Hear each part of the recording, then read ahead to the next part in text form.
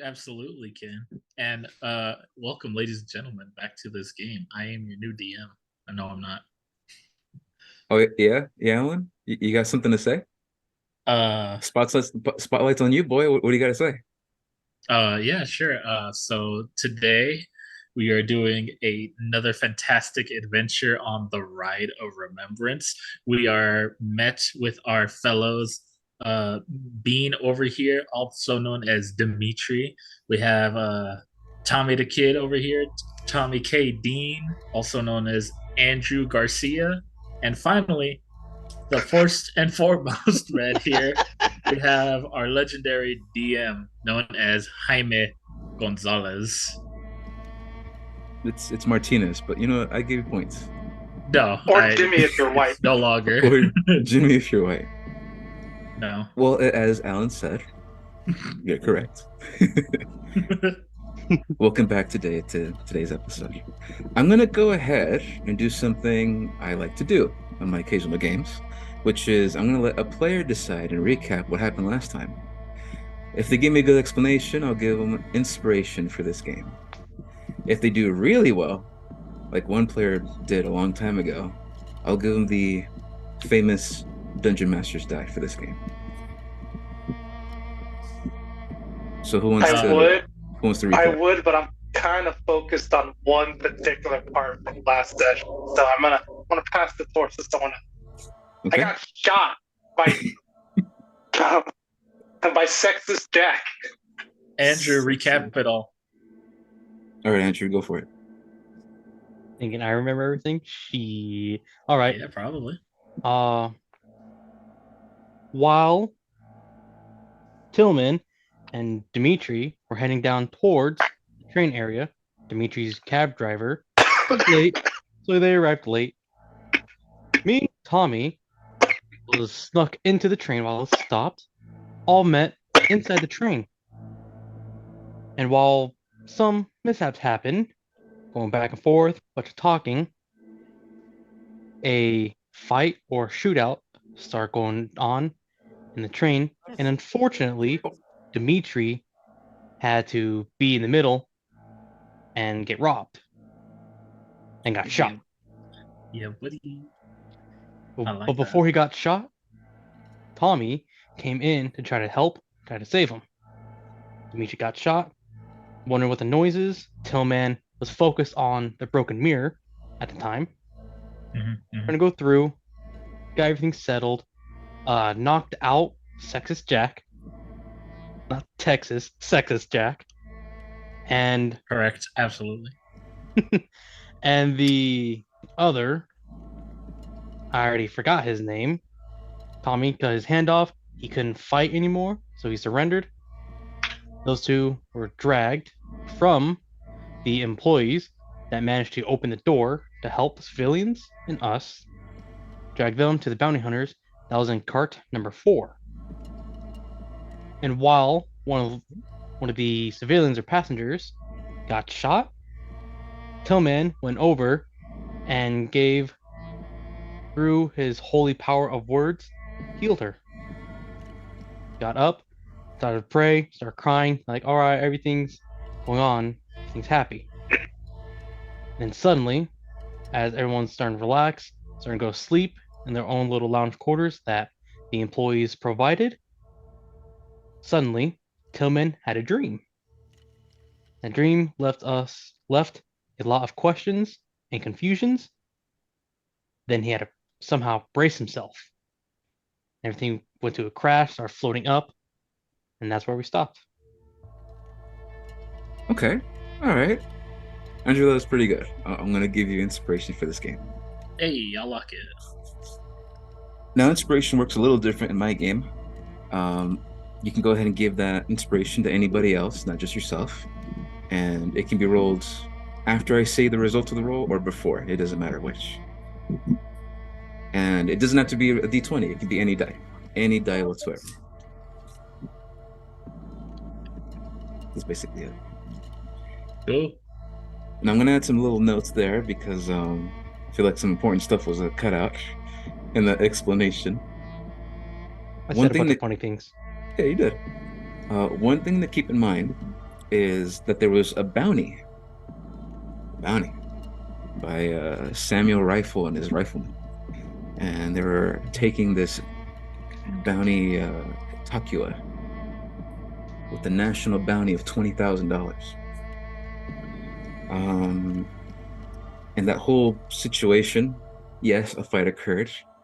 That also before that met this engineer, and her name was Bella Tesla, maybe related to Nikolai Tesla. And she had with her this freaky mechanical monkey that laughed like a kid, The devil. the devil.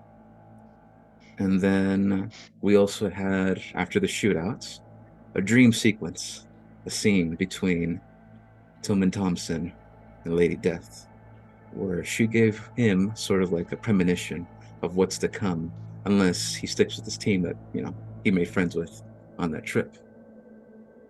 And then, yes, at the very end, um, they heard sounds of a train beginning to derail off the tracks and crashing. And at this point in time, I need everybody, and I mean everybody, to go ahead and roll a dexterity saving throw as you are rocketed across the room, thrown out of your bed, and hitting straight for a fucking wall or a window if you're unlucky. Oh man, you know me. Gotta start off strong. Oh, great. DM, Yes. can I have advantage since Lady Death told me to brace myself preemptively? I'm gonna say I'm gonna say Please say yes. you know Please what? say yes. You know Let's do what? it. You know what? Fine. I'm gonna say yes. Darn. Okay, so there's that one. Thank you for the advantage. Okay, that's a 14. Oh, wait, 16. Okay. Dimitri got a 7. Tommy got a 3. And Tillman Thompson got a 16. Yeah, buddy. Okay. So here's what happens next. Tillman, you wake up from your dream, you're lifted off the bed, and you take the words of advice from an entity far greater than you, and you duck and roll. And you roll straight into the fucking side couch that was in your room, and you land perfectly fine, taking only, give me a second here, 1 point of damage. Hey, that's nothing. However, Dimitri and Tommy, you immediately wake up from the sensation of feeling of falling, except you're not falling down, you're falling fucking sideways. I felt this before. What's that hell? If you can come up with a good reason of your quick instincts to sort of take less damage of what's to come, I'll let you go ahead and reroll one more time. I felt this before. I fall off the side of my bed all the time. I ain't got nothing, coach. I ain't got nothing. Before Okay. I got thrown through a tornado, I felt this before. All right. In that case, both of you take. That is okay. It's not so bad. I have a D8. That could have been worse. 4 points of bludgeoning damage. As Tommy, you land on the side of the wall, and you feel your chains buckle and like push down in your neck, and you feel like, oh yeah, you're gonna feel that for the rest of this month. And Dimitri, there's no other way to say it, man. Where you got shot at is exactly where you land. And while the hit of the wall wasn't too bad, the bed followed you after and crushed you against the wall. This ride sucks. And a couple minutes later, the train you feel has stopped, and you sort of wonder what the fuck happened. It is freezing cold now that there are air pockets coming inside to the train, no longer everything sealed. There's just this taste of smoke and burn in the air, and you see that there is an eerie red glow coming from the opening of the outside. If you look at the map, there's nothing there yet. But But there will be. But there will be. If But you there look at the will. map, you're gonna go ahead and see this, like I said, eerie red glow. But let's see if you guys load in. You let me know once you guys see the new map, okay?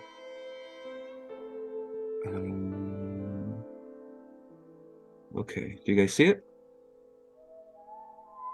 Or are you in the complete darkness? I'm in complete the dark.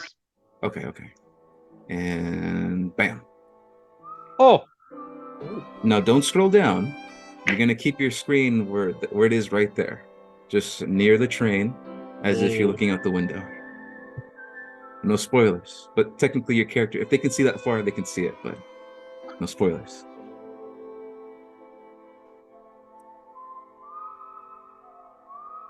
What do you guys do? before I got onto the train, remembering a little either precognition or illusion slash hallucination, train got derailed, crash. I'm immediately trying to go out, try to see if I can find my family. Okay, all right.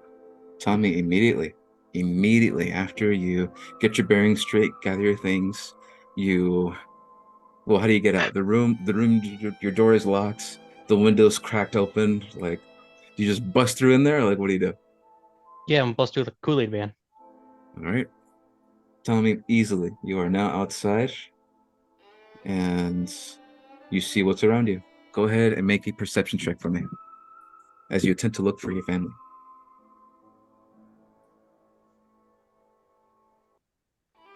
Whoo, yeah. 19. All right, that's pretty good. That's pretty good. Now, using these premonition powers you had before, they don't usually come when you want them to. It usually just happens when it happens. But you get this sensation, this feeling that you had earlier, a couple days ago before the trip started. And you look behind you and you notice that you are obviously at a train station, very rundown, very busted, weathered. Doesn't look like anyone's used this train station in fucking forever. You look behind you and you see that there is this massive mountain behind you, and it's just covered in snow. And behind the mountain, you see the moonlight shining a little bit, coming through the clouds as it begins to lightly snow in your vicinity. But from what you can see, you don't see your family. You don't see anything that would represent a natural disaster might happen anytime soon. You just look to your right and you see the train is off the tracks and the glowing red coming from the actual train station itself. That's all you see. Mm-hmm. I'm gonna try and wiggle my way out of here. I need space. I need room. Dimitri, go ahead and make a strength check or athletics. You can choose.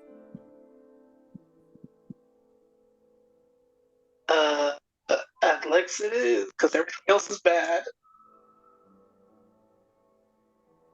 19. Oh, okay. We got Ooh. the 19 bros. Ugh, You go Yeah, bros. ahead, get off me! Get push off me! push the bed off of you, push all the shit off of you. Get the shit off me! You push the shit off. My suit is ruined. I'm crushed. I'm bleeding. Yeah, I suit's don't know if ruined. this was worth it. You're covered in blood. Your suitcase is gone. It's not looking good. My suitcase is gone. Oh, I'm looking for that. Um, Tommy, you notice that there's this weird like suitcase next to you. Probably got That's not what flown I'm out of the looking train for. at some point. That's not exactly what I'm looking for. I don't care. But Dimitri, easily you try to find your stuff. You can't find your suitcase. You see that there is a lone figure outside, just looking around, and you too are now out of the train as you look for your stuff. Tillman, you hear Oh, commotions coming from outside. As you're in a little cocoon, little fetal position in the couch. You look around, you see your room is actually pretty fine. It's like hey, only like the bed's flopped off and a couple things have gone on, but your room looks pretty good. hey. All right. Bet. What do you do? The Lord is with me. Well, speaking of which, I still got my cross and my lucky charms and whatnot. Yes, it's all with you. Fantastic. Then I am prepped to venture out of this piece. The Go second you ahead and take a step forward, and oh, as you say that, you see the light fixture on top of you creaks a little bit and then crashes down inches away from where you were standing and just explodes into glass everywhere. man, this sucks. You exhale a little bit and you continue what you're about to do. This is well. At least I still got God with me. And I go ahead and give a little knock to my wooden cross, and I open up a window or a door or something. I want to climb out this piece. I want to be in here no more. And Tillman, you're outside as well. As you Lovely. look around you, same thing what Tommy saw. I don't have to really repeat myself here. It's just what you see is what you see. And you're at a train station, and it's just eerie red glow with the elements around you. Does anyone do anything before I continue on to the next scene?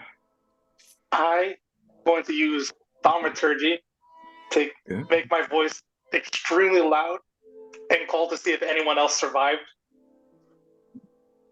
Okay. Like, is anyone here? Anyone need assistance? Anyone not dead? You hear a groan sound coming from here. If you look in the map. Yep, I see it. And you I'm just swear gonna. you swear you hear a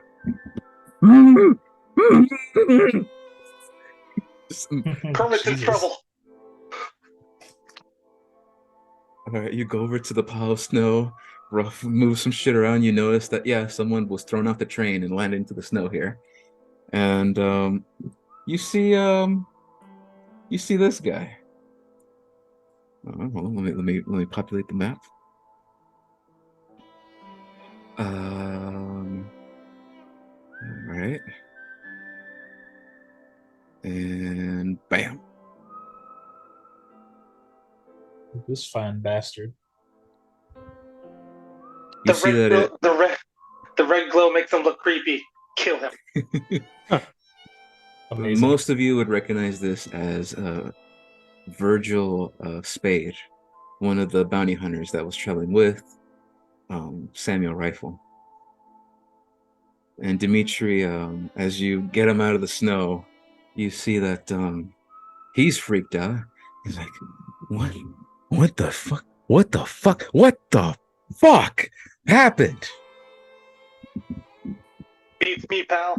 But he ain't dead. Thumbs up.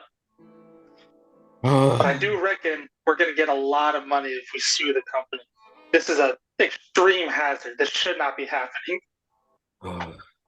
Do you know any lawyers? Like seriously, what the As a fuck? matter of fact, I do know a lawyer. You're looking at one, soon to be the best lawyer in existence. I am a lawyer. I saw my life flash before my eyes. I had a wife, Bonnie. Anyways, I gotta check on my boys. We'll talk later. Fuck me. Hey, make sure that guy who shot me isn't dead. He still owes me. I'm getting that bounty. Oh, no, we tied them up. Don't worry about that. We tied them up. I just want to make sure he's not dead. He owes me a new suit. And I'm gonna walk away. He's gonna get his. He's mumbling to something. He's gonna fucking get his. And all these motherfuckers are gonna get his. He just goes back. That's pretty good. And you see he's checking on the back of the train where the rest of his crew is. You hear a sound coming from the front of the train, the train crash, and you hear "Hello there." and you guys see Friendly. you guys see the train conductor who is stumbling out, and you see that he has like a big gash, like a huge gash across his head, and he says, I I don't I don't know what and he just like lays down on the ground as he's having a hard time like saying stuff. What do you guys do? I'm gonna, I'm gonna shout for the clergyman to see. Did I see Thompson walk out of the train? Yeah, all of you are outside, all of you. Yeah. So yeah, I'm gonna shout out, Mr. Thompson. Someone is in need Mm. of medical assistance, if you would. Oh boy. Looks like I gotta get to work already. All right. I'm going to raise up the suitcase near me and say, I think this has medical supplies that you could use. Oh, That's mine. bet. There's no medical supplies in there. Are you sure? Did you check? I just saw a suitcase out. There should be medical supplies somewhere. I I'm figured gonna it'll be check here. to see if that suitcase is mine, actually. Okay. You find out it is yours, and there are no medical supplies in the suitcase.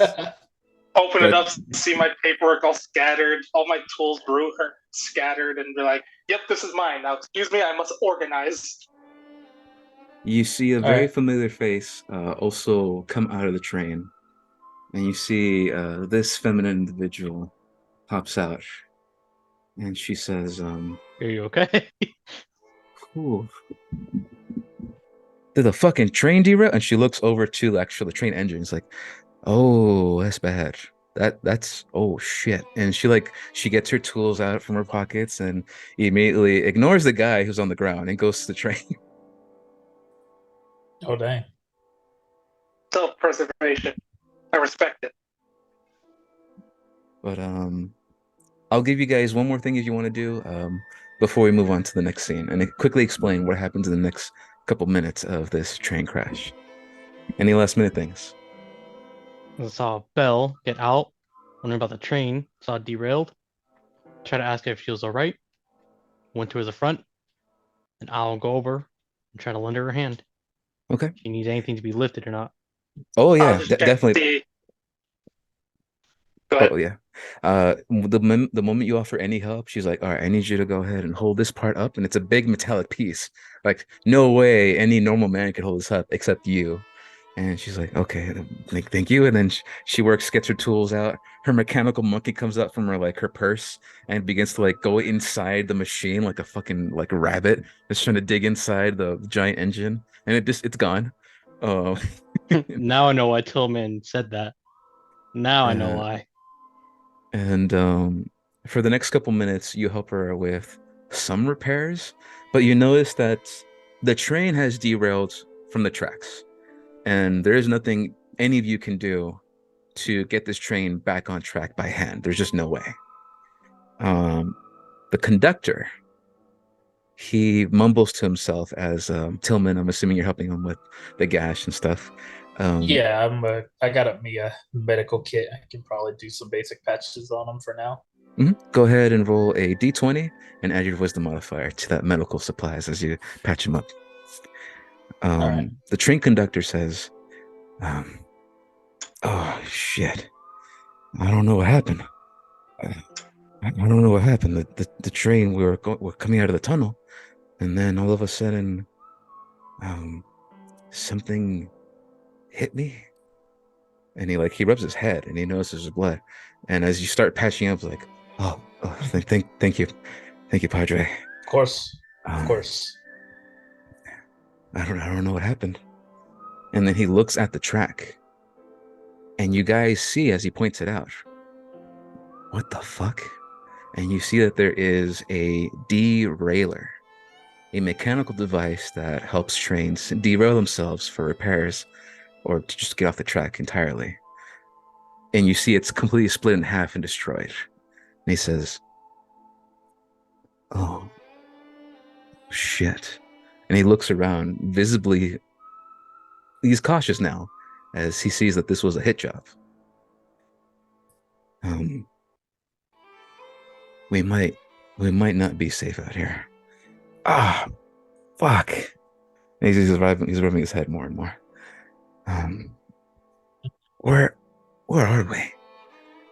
Uh, if anything, I was kind of hoping you could tell us that. Well, if you guys look up as he says that, there's a giant sign on top of the train station. And the name on that sign, it says Dos Rosas. Or if you know your Spanish, you know it as the town of Two Roses. And he says, "Ah, fuck me. Um, we're at a ghost town. Um, we usually pass this place. Ah, fuck. There should be something inside the train station, a re-railer to get us back on track. This we can get out of here quick. Ah, fuck. Um, Hey, maybe you might want to just take it easy, huh? And rest for a bit, get your thoughts in your head together.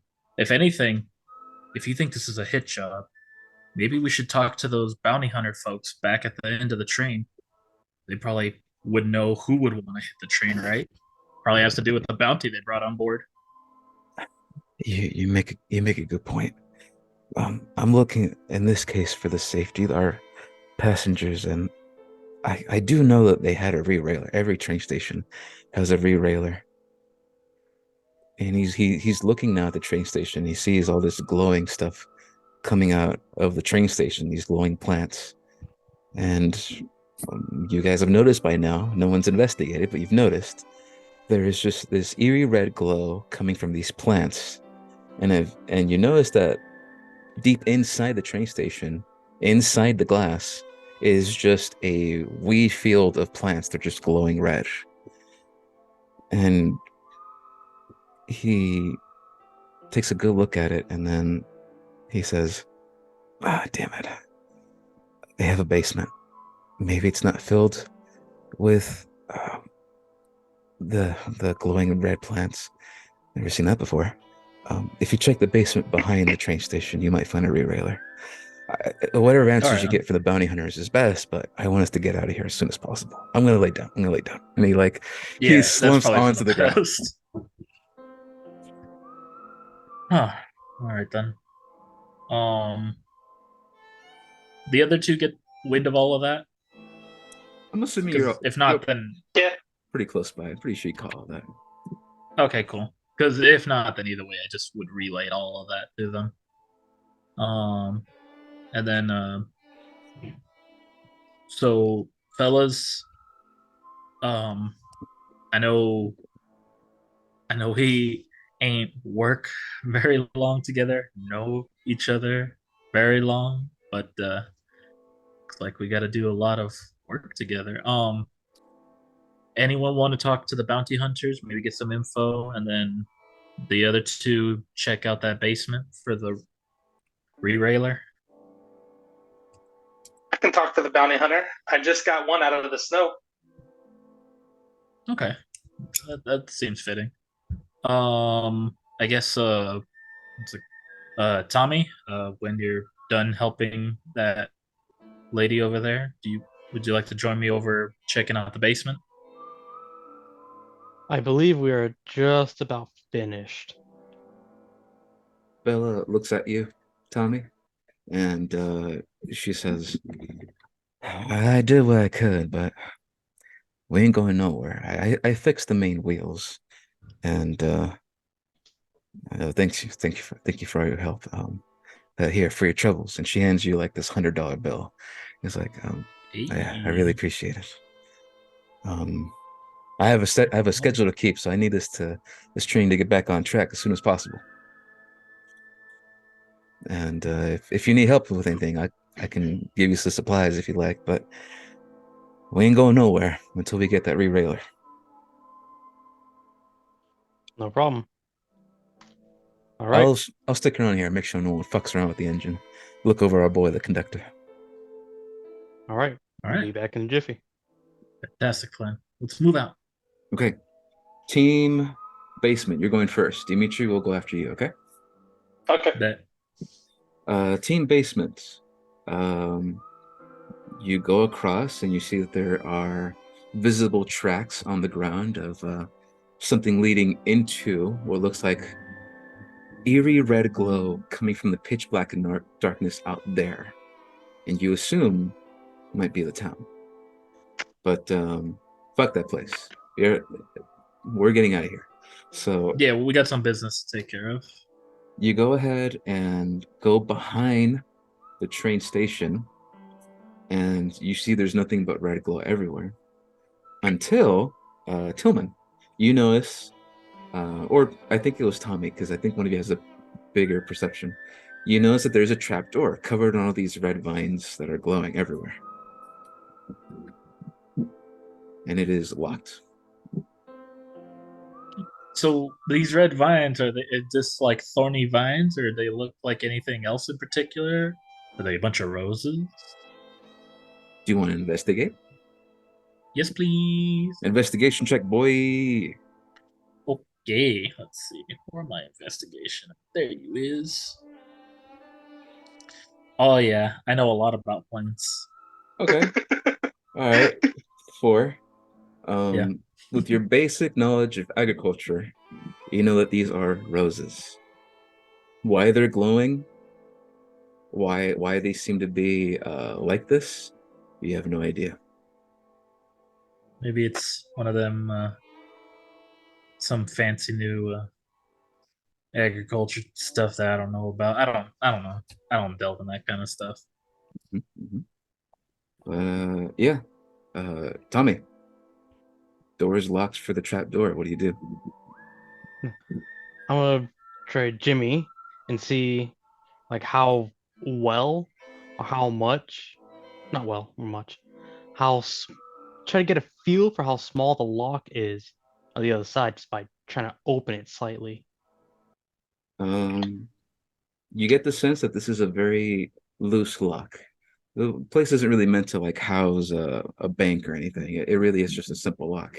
And you think you could probably pull on this pretty easily and it'll come off. Yeah, just trying to feel for it. I'm like, all right, I'm just gonna try to use a lot of strength and just rip the doors open. Not more like yanking out, but break the lock and open the doors. Okay, go ahead and roll a strength check or athletics check.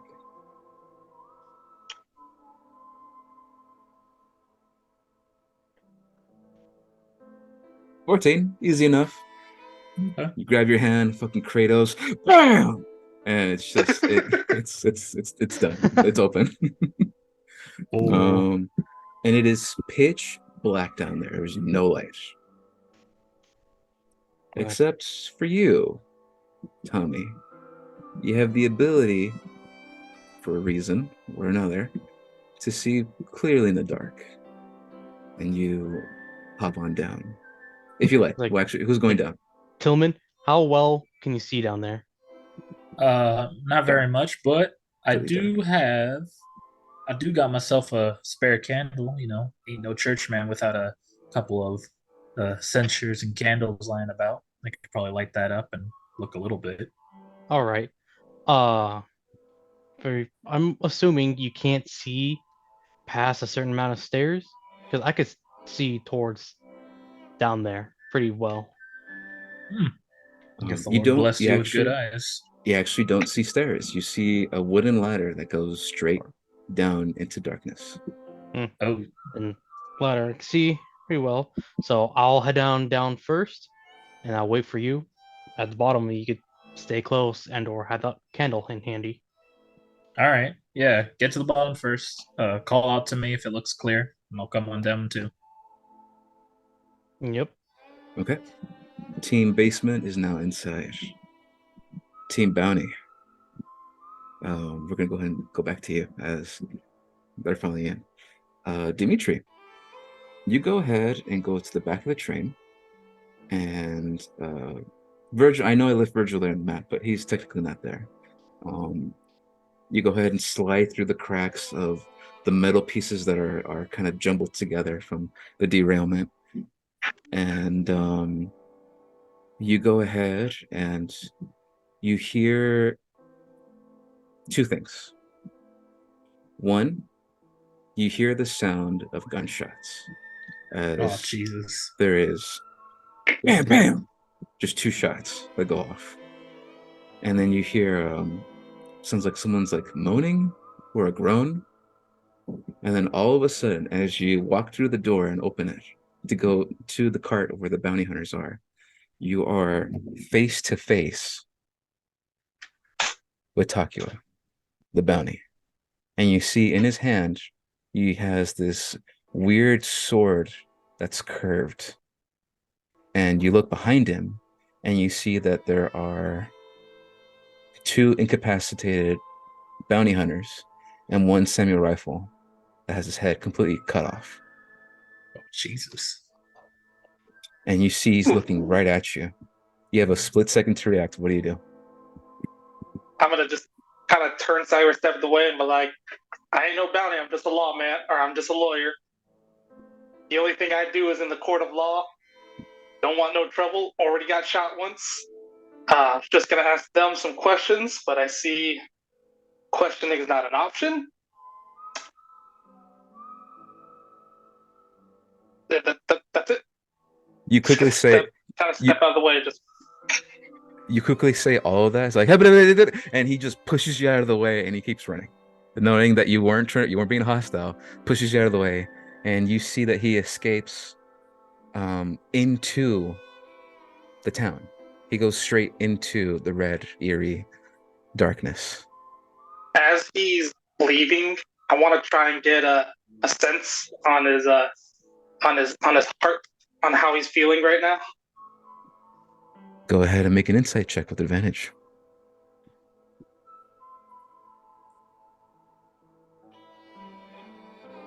Oh, all right, that's one. Not much better. Okay. There it goes. Okay. All right. What are you man. What are you looking for specifically before I give you an answer? To see whether this is like panic and leave or like murderous intent, like this was an intention on his part, or he's just making the best out of the situation.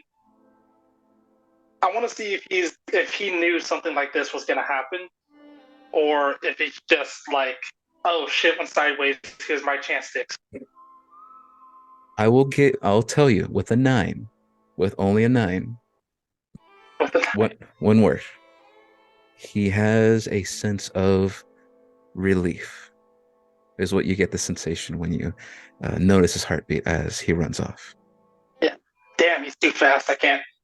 Oh, I'm yeah, not good at this unless they stay in the room long enough. Shit. He's fast. What do? You see a beheaded Samuel Rifle, and his two merry men are down. The other bounties, they're a mangled mess. They're like up against the wall. They're knocked out from the train derailing. No one really helped them up. They're still knocked out on like there. So at least you know Sexist Jack's still there. So that's a thing. Yeah, I'm gonna do like a pulse check to see if the other 2 are dead or just unconscious, and then make sure that the other 2 bounty criminals are, make nice and secure and not going to escape like the beheader. Right. Go ahead and make a quick investigation check. Would you say that guy's name was again? Like Tommy Lee Jones or something? The bounty? Yeah, the guy who ran off. Two-Face? It's a Japanese name. It's Takua. Takio. Okay, Taco. Taco.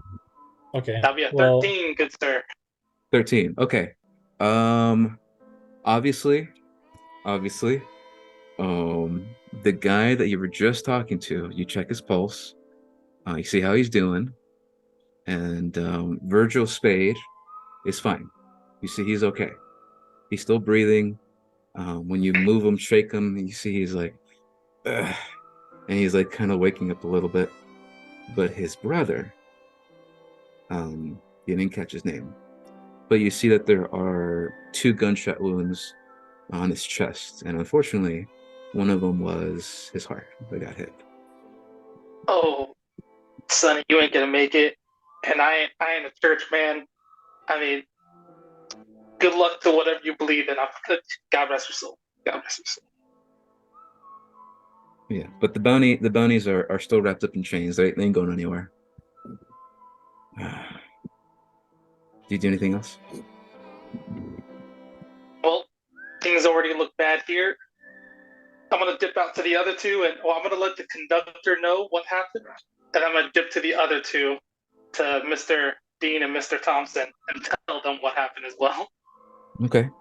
We'll quickly go through. You go to the conductor, you let Bella, and you let the This conductor guy know what escaped. happened. These guys are down. These two are dead. Yeah, yeah. And then there's already rumors happening. Some of the other passengers are now getting up. They're walking around inside the train. None of them are getting out, but they're staying inside. And there's already rumors going on. What the hell's happening? Um, they kind of catch wind of what's happening after the gunshots, and everyone's like trying to stay inside the train. You reach the boys, but while all that was happening, we're gonna go back to Tommy and Tillman as both of you are in the basement.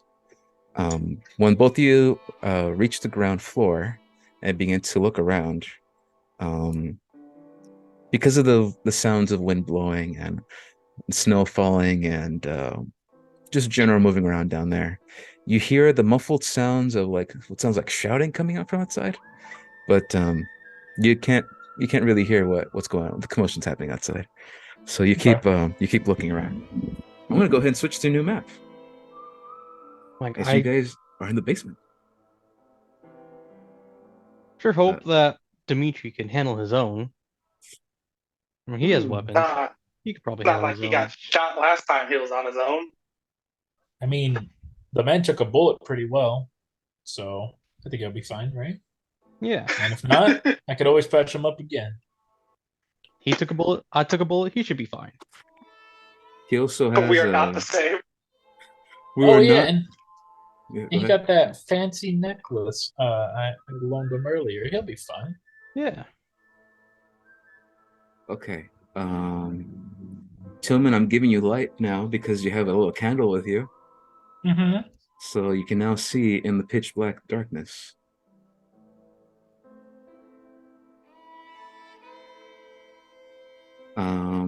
Let's see. Give me a second. Give me a second. Zach, I know you can't see, so now I'm going to share my screen and let the audience know what they see now. Okay. But what you see as you reach the bottom of the basement is what you see. You see a basement full of just assortments of like items and stuff that normally a train station should have, like stacks of paper, rations, etc., etc., etc., etc.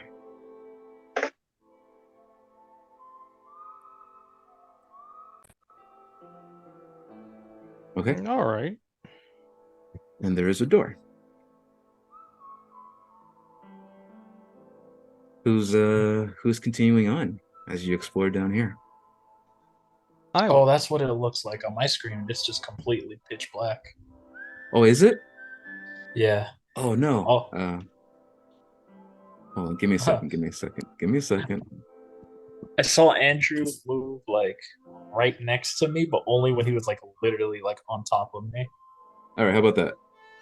Oh, there I go. That's better. It's dark Okay, as shit, but I can see though. it's candlelight, so that's why I'm like I made it. No, yeah, Yeah. no, yeah, that's fair.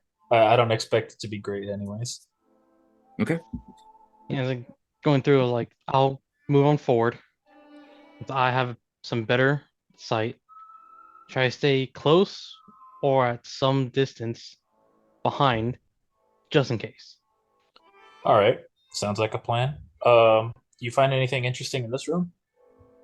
Make investigation check, boys. Okay, we'll let the we'll let the dice answer that question. No, Ooh. Tommy rolled a 5, and Ooh, not Tillman really. rolled a 20. Dirty All right. 20. dirty Dirty 20. Huh. You may have good eyes, but you ain't got good eyes. I have Okay. good eyes. I'm just not looking. Trying to look for that rerailer. Honestly, fair. Tillman, as you look in this room, Mhm. you notice that the light fixture, the lamp in this room has been purposely been broken. Mm. And you see that someone has been in here very recently. To be a deserted town, someone's been in here.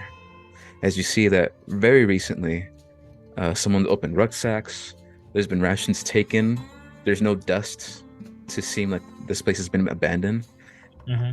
Something or someone is here. I think that adds up. If we got someone having some sort of hit on the train with a derailer, they probably got it from here. Probably came in here, grabbed all the stuff, and probably ran off, maybe even into town. At least Yep. that's my guess, anyhow. Yeah. And All then, right. and Tommy, unfortunately, that sensation of like an accident about to happen, it's still there. It's like it's distracting you as you keep exploring the basement. As I get to this door, I say Right here. like stay behind me, like close behind me or at a certain distance, but be ready, be prepared All right, for you anything. got it. You have my word. I'll stay right by your back. Open the door and start heading in. All right. You guys head in. And this is where that dirty 20 comes in handy as Tillman. You notice that someone recently has been making their own makeshift like bread or rations here. As there's the table there and someone's been eating here recently. But one thing you notice in this room is that there are supplies across the other side of the room, just out in the open. And another thing that catches your attention, there are these large holes in the ground that seem to be like busted open, like if someone like punched up out of the ground. And there's just these holes in the ground. To your left, Hell? yeah, to your left and a little bit ahead of you. Huh.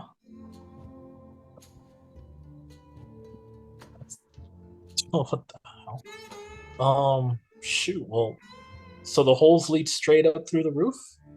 No, no, no. The holes seem to punch up out of the ground, So and they they're seem to now go underground. now they're downwards just underground. there. Yeah, and then Uh, Tommy, even with your like superior dark vision that you have, you look down that hole and it just keeps going and going and going, and just if you don't, straight down. yeah, if you don't mind, I'm gonna go ahead and I'll take a coin out of my pocket and I'm just gonna drop it down that hole and see if I hear a ding at some point. Okay. Um, you flip a coin, toss it down there. You do hear the ding of like hitting the walls, and it keeps going, and it keeps going, and it keeps going. You don't hear anything. No, Jesus, man. All of a sudden, you hear a bam. As Dimitri, you're falling down the ladder, and you're here now. I fell. Okay. Well, I'm gonna say as you're like, guys, as you're coming down to tell them what happened.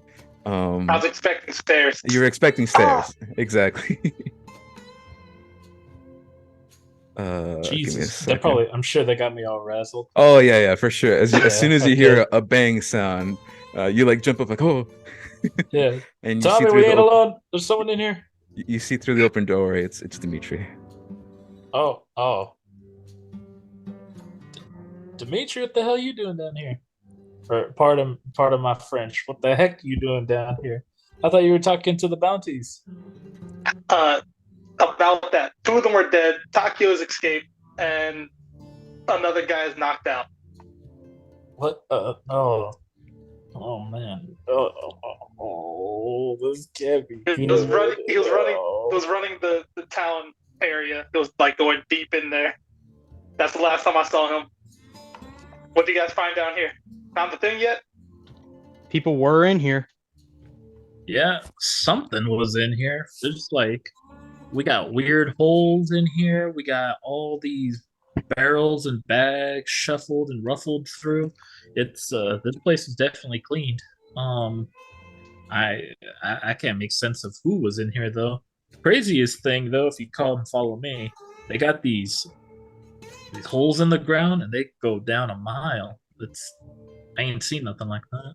It's like someone had this crazy drill or something. That's about it for now. Oh, Tommy, we find the derailer yet? I ain't seen anything. Not as far as I know. I need everyone to make another group perception check as you attempt to look for the re-railer. Oh right, that's right, re-railer.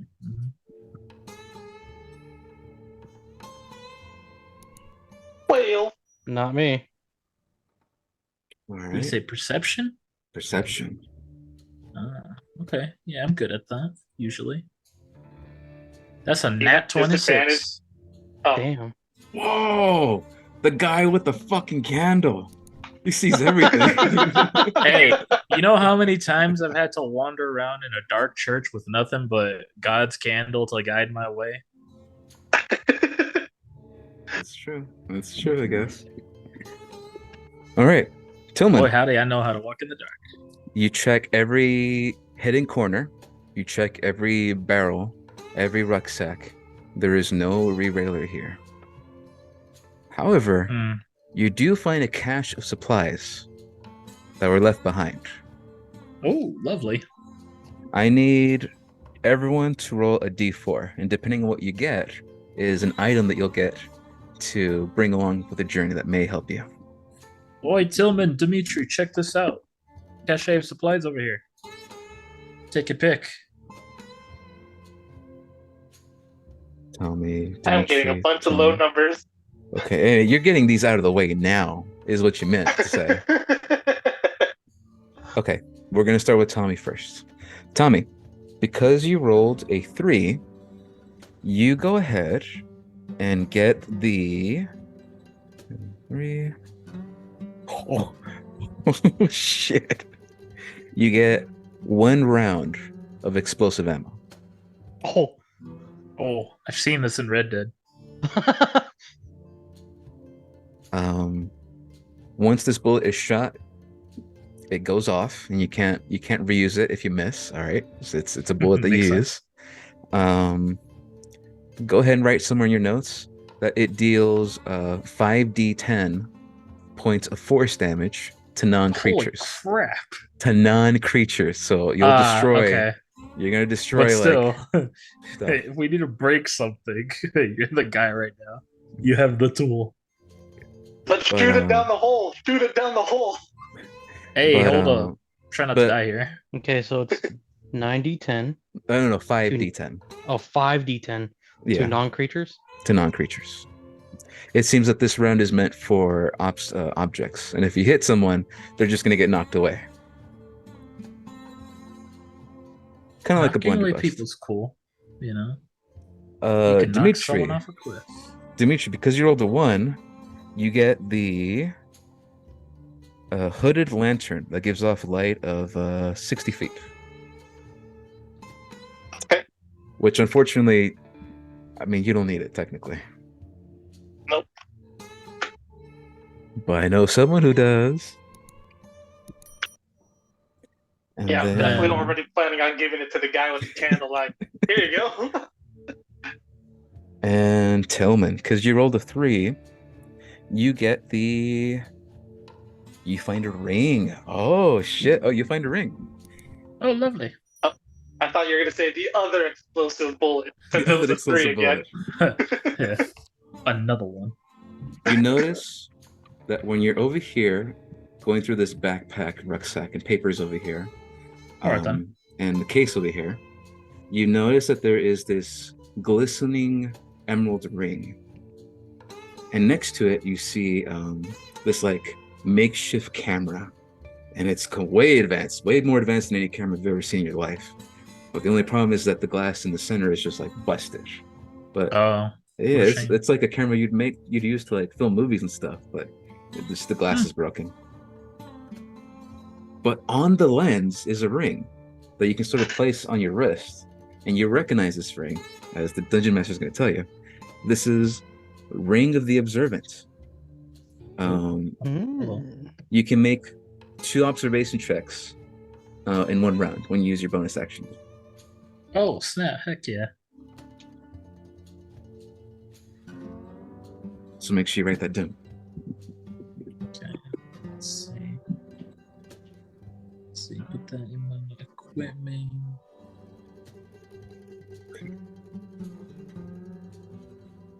As that happens, you read through the notes, the papers that are there, and you read some disturbing things.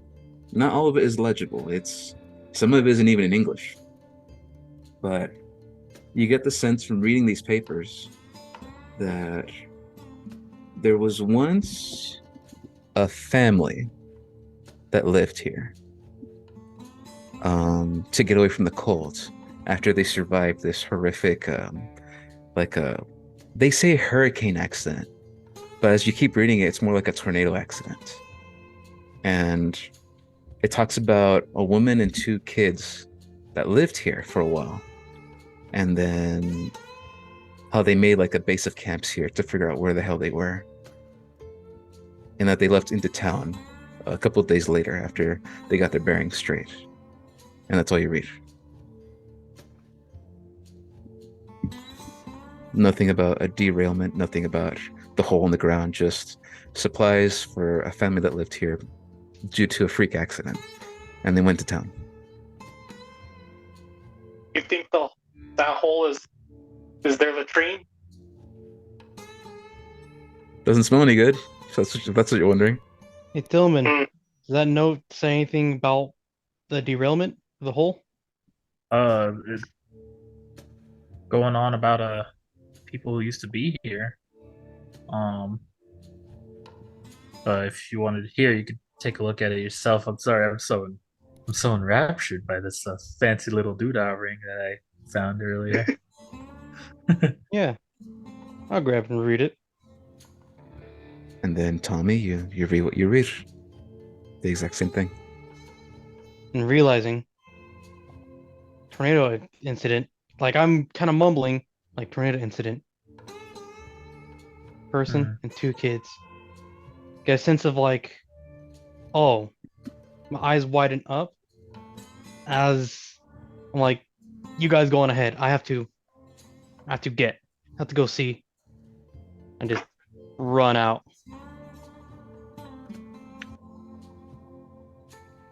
So look at him go. All right. Well, and okay. Tommy is out of the basement. Well, if it ain't here, we should probably leave too. Yeah, I mean, you're right. I mean, let's go ahead and get. I mean, yeah. Okay. One thing you notice as you leave now, with new information, you guys see a wheat field, like normal wheats, but these are also glowing red, giving off light. Does anyone know why these things are glowing? No one? No takers? I mean, now, I'm not a botanist, but I'm sure that's not natural. Is there a town past this wheat field? As I'm asking Tillman and Dimitri. Yeah, this place is apparently called Dos Rosas. Dos Rosas. The conductor said it's a ghost town, so I'm gonna assume there ain't much people here, if any. After hearing of like, yes, there is a town, I'm immediately just gonna go in through the wheat field and just run straight through. I'm not gonna stop you, but I'm gonna shout out. Wait, the beheader bounty dude ran that way, so cautious. He cut someone's head off, by the way. So is Tommy going off by himself? Shit. I mean, man, we can't. I don't know if we can leave that guy by himself. I'm gonna go after him. Damn it. Hey, I'm gonna let the conductor know that ain't nothing down there. We're gonna look in town. Okay, yeah, you let him know. I'll follow after him. You follow suit. Dimitri stays behind, gives the information he gives, and Tommy and Tillman run off into town. And I follow after I'm done. Dimitri, you get one small conversation before you fall back with Bella Tesla. And she says, now I have this flare with me. Um, it's like a gun, but it shoots these fireballs into the air so we can see you. If you run into any trouble, let us know. We'll send a posse over. Will do. And she gives you a flare gun.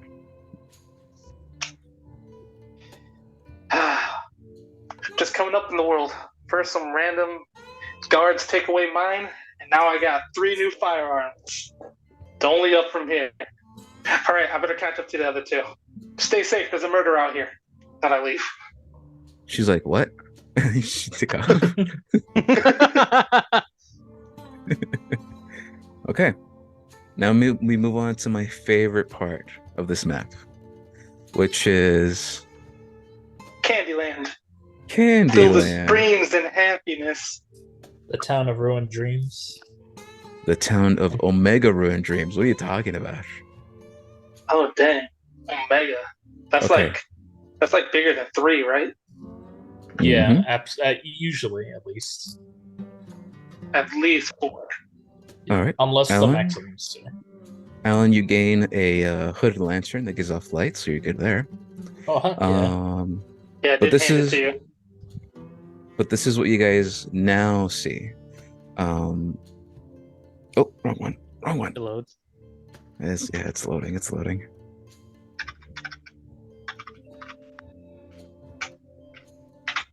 It is surprisingly dark in this glowing red.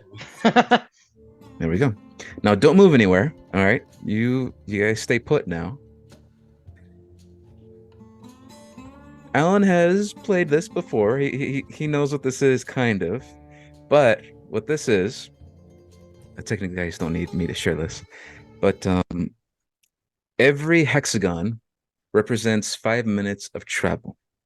You guys are now heading into town, and there is a branching path that goes left, right, and then center.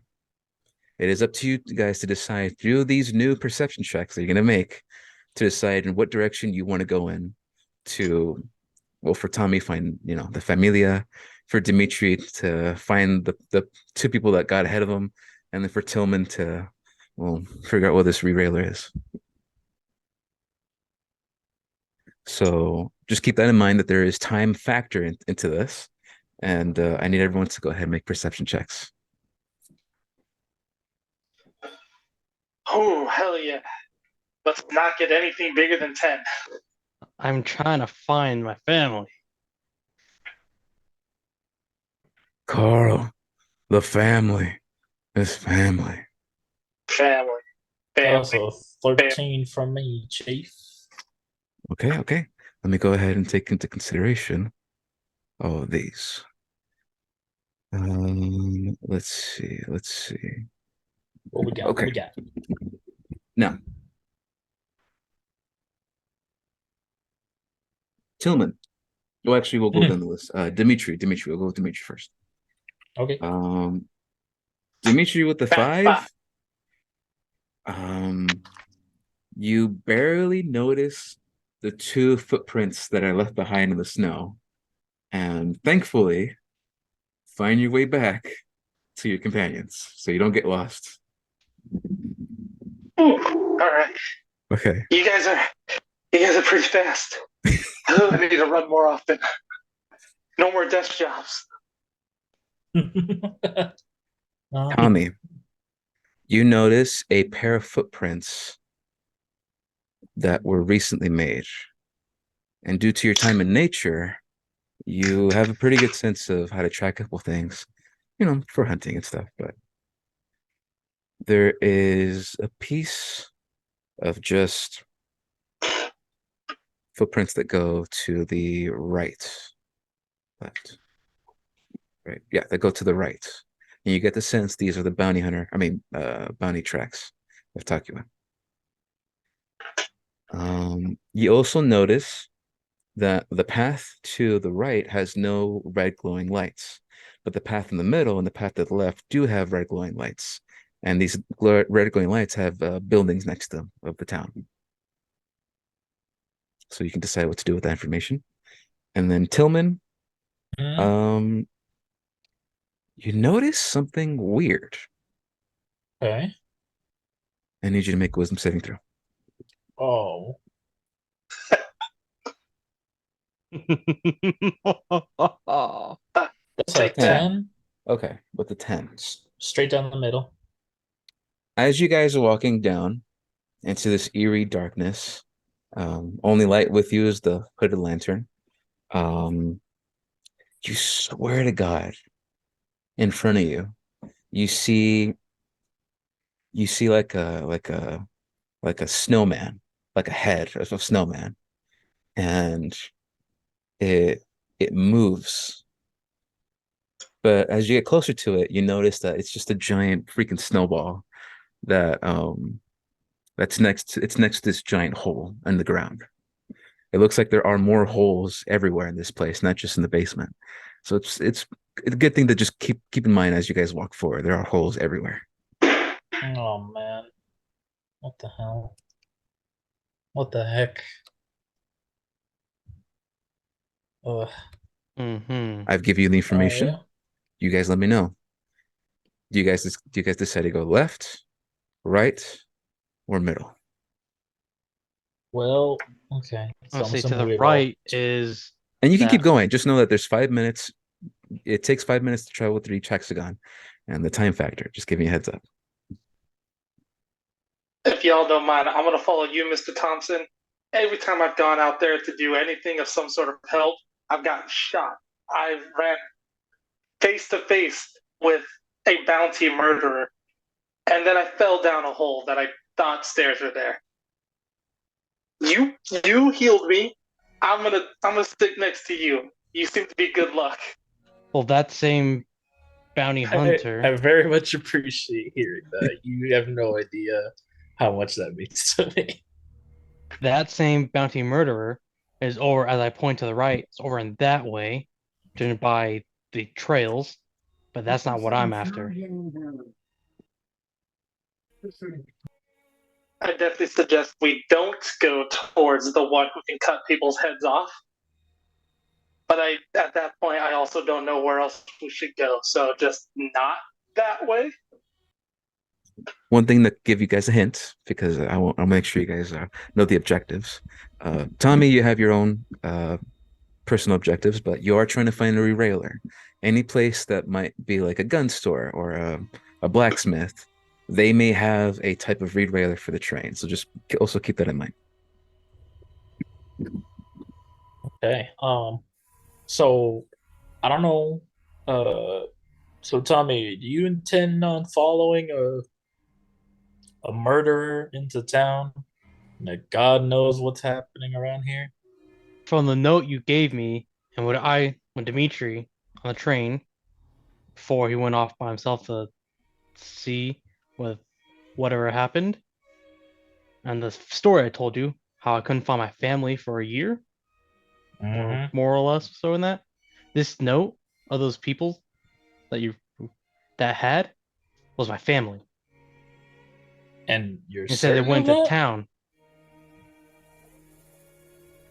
I just have this feeling. Well, So I'm trying to find them, and I would like to say that I would like to go left, check that area. check the town. Huh?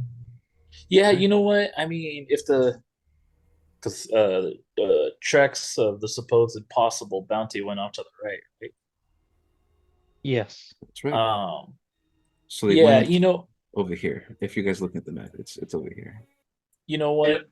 I So you think guys can go I this way. I think I agree with Tommy over here now. Two things. One, we're all on our own. Some we kind of need we kind of need each other. And second, I don't know how I feel about following a murderer and not knowing where he is and having getting jumped at. So yeah, how about we So to the go? left we go. To the Yeah, I like left. the left idea. Okay. You guys pass by what looks like to be a sheriff's station, like an office, as you pass by there. Um, no help. The doors are covered by snow. The entire place is desolated. There's nothing really Like there's no easy access in. You can spend time to get inside it, but no one's home. Okay. It's once you reach the farm section of this map that we now get to switch maps as you go through this place. Now go ahead and look at the new Roll20 map. And we move on to the farm. Now, even though you're not there, you can see the map, right? Correct. Yep. Okay, perfect. Correct. So I'm going to say for story purposes, the moon has now come out of the mountain and is now shining light down into this valley of the town. Okay. Lovely.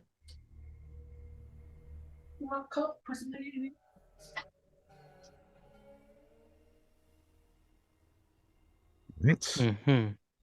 And you guys are now walking still down, but you do see a tool shed of some kind. And you might think, oh, shit, a tool shed. Maybe there's something there that's useful. You also see a small little grave site. And at the very, very, if you keep going straight, you see that there was a camp that's there and a weird, like, gnarly tree that has all these flags on it. Now, I'm using gonna go. this, oh yeah, go ahead, go ahead. I was gonna say I was gonna go ahead and check that tool shed. I know my duty is to help fix that train. Okay, okay. So Dimitri goes off to the tool shed. Let's see here. Ah, get out of here. Get, get. There's something here that's not supposed to be here. I'm sorry. Got professional DM here. Hey, Uh, professional DM time. okay, there we go. All right, Dimitri's going to the shed. Go ahead and make an investigation check. Yes, sir. And then let's 15. see. 15? Okay. The tool shed is open. You see that there is plenty of supplies to sort of like food ration for horses and like more wheat, but it's not going right. It's just regular wheat. And you notice that hanging on the hooks at the very top of this tool shed is just a hand that's like swinging back and forth in just the shed. I want to mentally freak Bro. out, compose myself, close the door. Mr. Thompson, Mr. Dean, I don't know what happened here, Uh but I don't know how safe we are. There is a severed hand on a hook in this tool shed. I'm gonna run I over there guess and say, "Let me see what it looks like." I'm Want to doing reopen the busy door? doing By my all means, it is go for it. yeah, I'll stay over here and I'm busy doing my doing my crosses. Okay. Um, both of you are in the tool shed, or yeah, both of you in the tool shed. Same thing. Floating severed arm that's just there. And then who has the highest passive perception here? 11, 14, 11. Tillman, as you're outside doing your prayers, you hear the sounds of someone shouting, like shouting for help, coming from the tent that you see in the far off distance. And you Oh, see that there is someone who is being attacked by like a creature of some kind as they're being dragged out of the tent as this like wolf creature is biting down their leg and slowly pulling them out. oh Um, Jesus. I'm going to go ahead and populate the area as I do that. And then the rest of you guys, you're not hearing this as you're in the shed. But yeah, there's some shit happening. No, that will. right.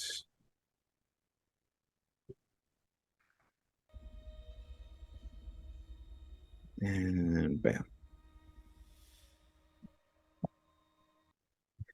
Uh, he's not getting mauled. He's more like getting dragged as this wolf-like creature, this red wolf-like creature is biting down on the legs and pulling him out. What do you do, Tillman? Oh, that's easy. I'm going to immediately run towards it, brandishing my stick, running at it as I scream out, Dimitri! And that's all I say as I run towards the stick, and I immediately try to bonk it on the head. Oh, okay. My glasses in my No hesitation. Go ahead and roll an attack. As you bonk this thing in the fucking head. No, And no. yeah, just roll an attack and just roll D20 and add two add two to it. Okay, roll attack.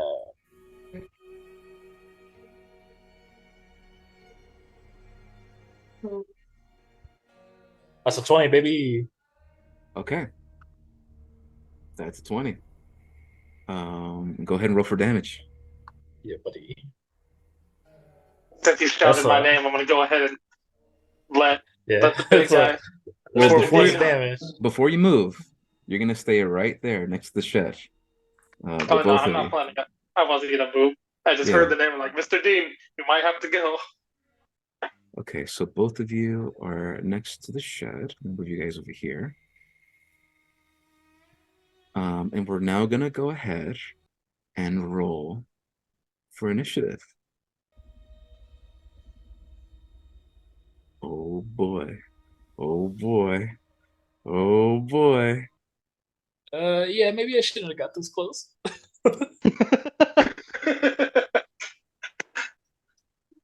Now, same thing. I'm going to do a couple things at my end. I'm going to play the initiative music for a little bit. So give me a quick second here, okay? Okay. For initiative.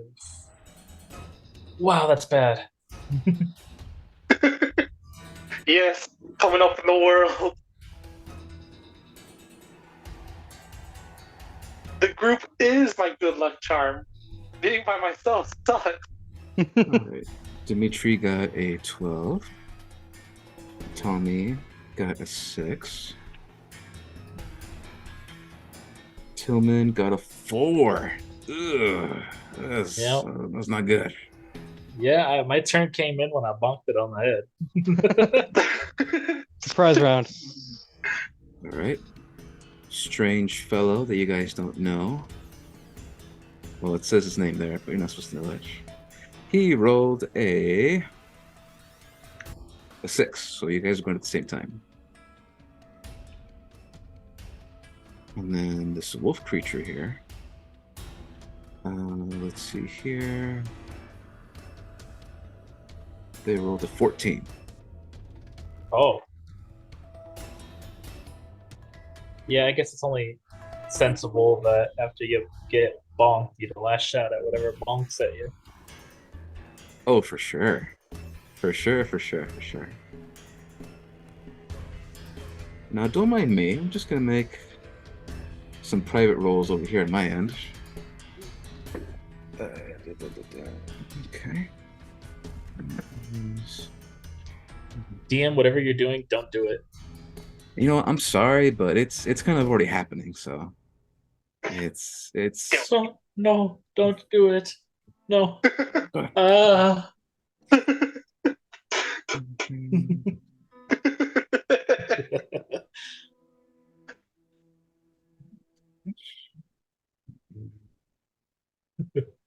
and Man, then and maybe I shouldn't have bonked this thing.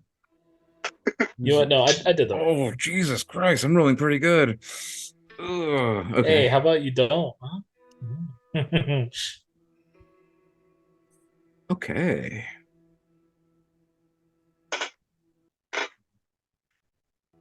Let's go ahead and put some music on. Some of that good music on.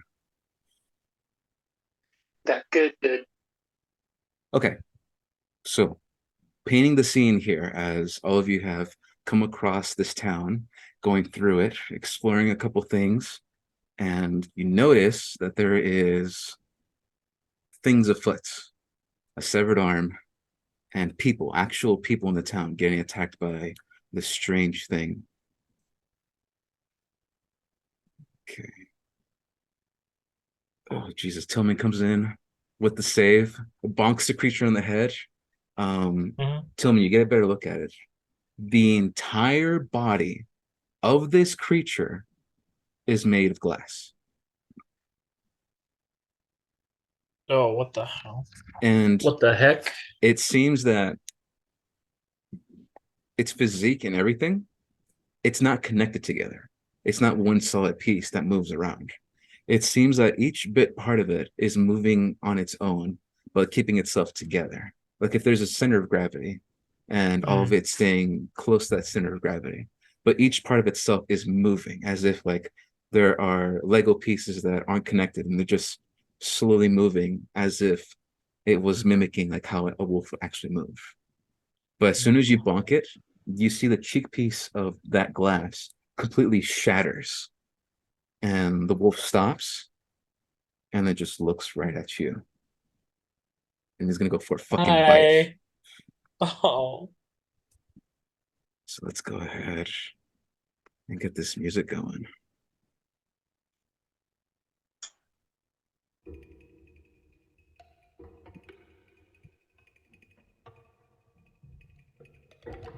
Okay, the wolf's gonna go. The wolf's gonna go. Okay. You practiced this. Don't panic. Don't panic. You got this. Mhm. All right, that is a D20. Oh, that's a natural 20. Okay. Oh. Hey, can you not? Hey, hold on. Roll that back. Can I see him from here? Yes. I would like to do silvery barb. What does Silvery Barb He's do? six. It'll give. Oh no, the dog is 65. Never mind, the dog's too far. Oh, It that's would a have. shame. It would have given him disadvantage, but he is just a tad too far. Never mind. I'm sorry. Continue. It's Okay. okay. One thing to keep in mind, this is a critical hit, and that turned a 12 into a 24. So whatever shenanigans you Oh, guys want to do to save him, now would be the time. Nope, not me. I can't do Uh, anything. nothing I can do. uh, Tillman, Oh wait. this creature, Oh no. this creature comes in, its razor sharp glass jaws open up and bite at the center of your stomach and tears out a massive chunk of flesh. oh my God. The shock and pain is so it's just like pain lights. That's all you feel, and all of a sudden you are knocked out. You have 0 hit points, Yeah. Yes, I do. and you are down. Dimitri, it's your turn. Mr. Dean, Mr. Thompson is down, and I'm gonna try and get a bit closer. Oh, my movement speed 30. Mm-hmm.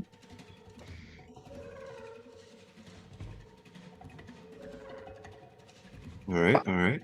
10, 15, 25, 30. All right, that's as far as you And get. I am going to do vicious mockery. Oh shit! All right, what do you tell the wolf? Mock the wolf. I tell him it looks like a rejected cathedral glass window. Oh, oh That's pretty shit! good. And also relevant. All right. Now, do I need to make a save? Do I need to do anything? Uh, Or Wisdom saving throw DC 14. all right. I rolled a 5. I fail. He takes 4 points of damage. Take that, you stupid glass dog.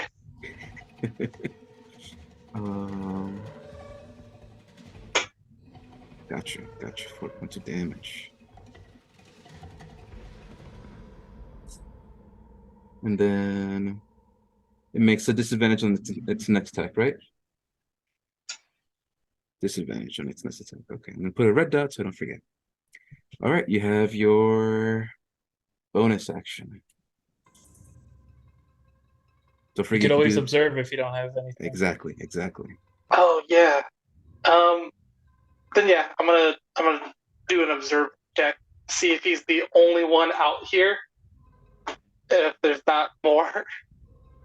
So an observation check, you might be confusing with perception checks. Observation check allows you to check the abilities of a creature, their stats, their special features. You needed a 5, so thankfully a 6 is enough. It's a natural 1. Well, no, I don't count natural ones as failures. Oh, yes. What I care about is the roll. Okay, 6. So here we go. This is a scarlet wolf. It's like a plant around here. And these are its abilities.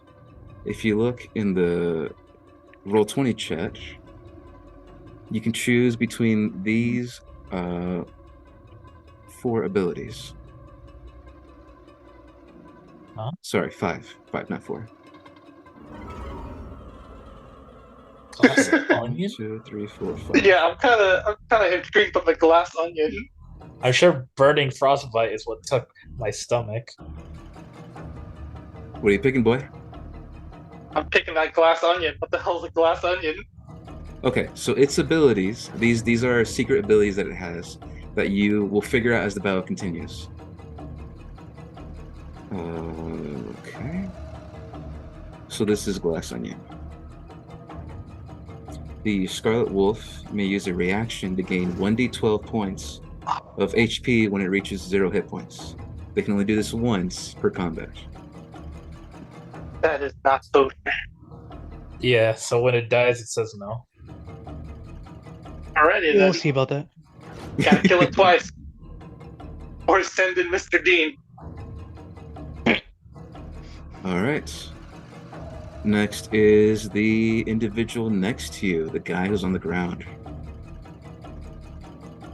The guy who's on the ground sees that Tillman is down, and you see he's fumbling in his pockets. He's like, God damn it, come on, where is it? And he takes out this like needle, and he jams it hard into Tillman's chest and pulls down. Tillman, What the hell? you gain 30 temporary hit points. Holy shit! So I'm like popping off the ground. I'm like raising like Jesus. I'm like, you are technically still at 0 hit points. Every round you're gonna lose 10 HP. So this is an adrenaline shot that he gave you. Okay. Oh, I like that. That's really cool. And he's gonna go ahead and that was his action. He's not gonna move because that'll be a reaction from hit.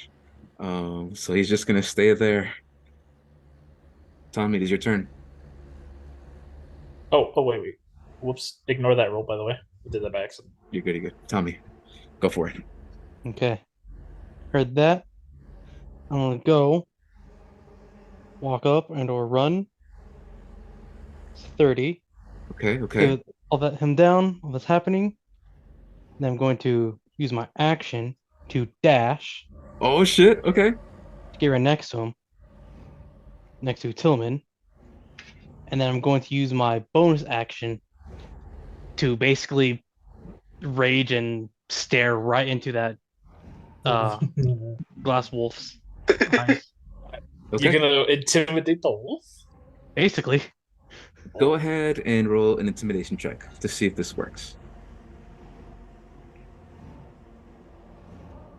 Okay. I'm going to do that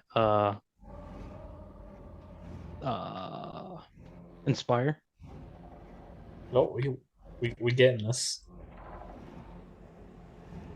do it again. which That's how that is works, right? so do another d20. Yes. Yeah, buddy. Roll again, baby. Okay. Ooh. You needed a 15, so this works. The wolf is Hey. now on you. That's fine, and that's all I could do.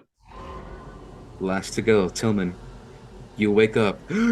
Ah! And you're just pumping. Blood is pumping. You're prone on the ground. What do you do?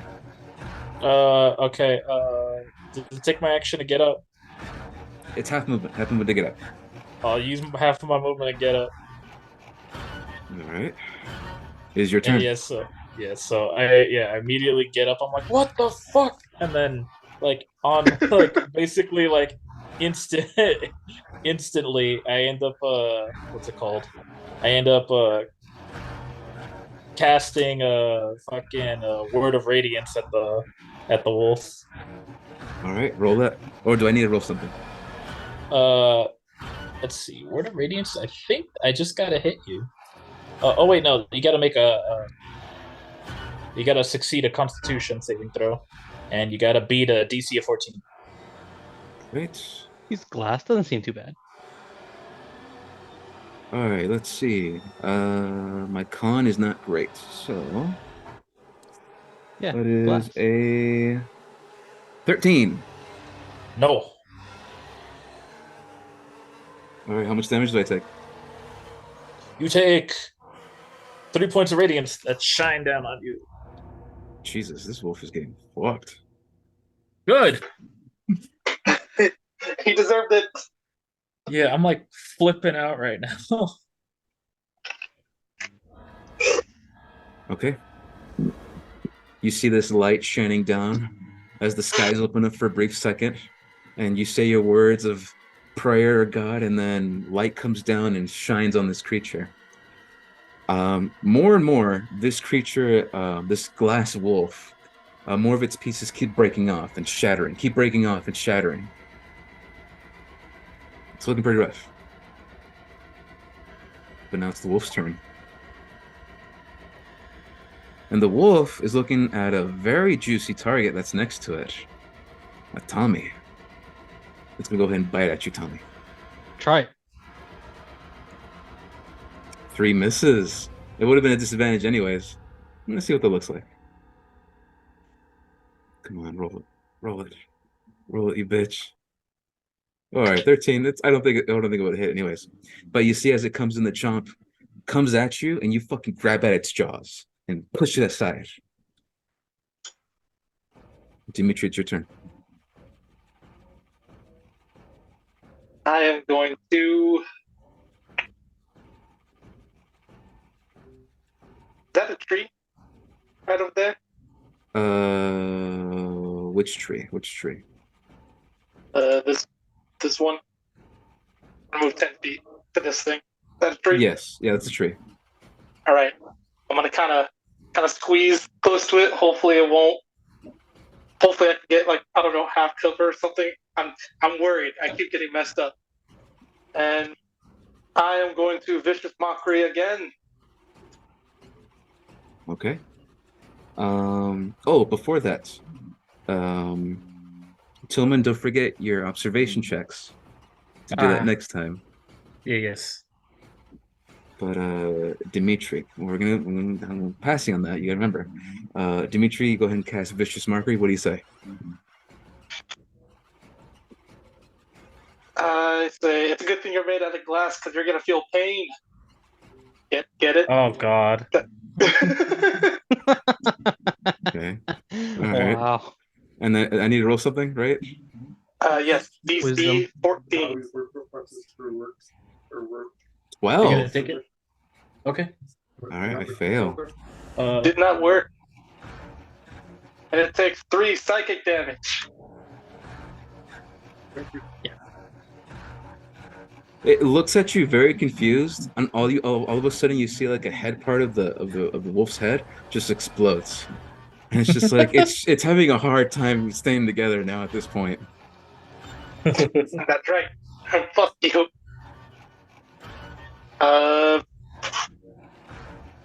Is that all you do? Yeah, I'm gonna cozy up by the tree and hopefully, More observations. keep an eye on. I mean, do I need to do more observations? I already learned Yeah. something.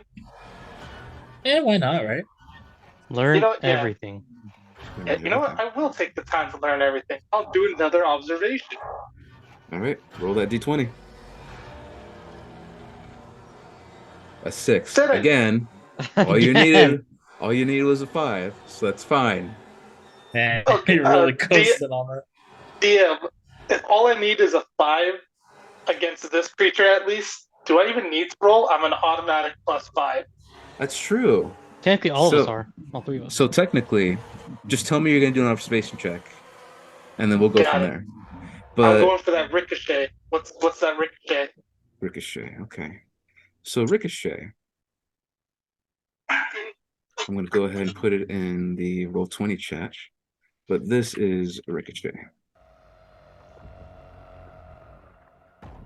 Oh, I was just thinking about using a bullet too. Oh man.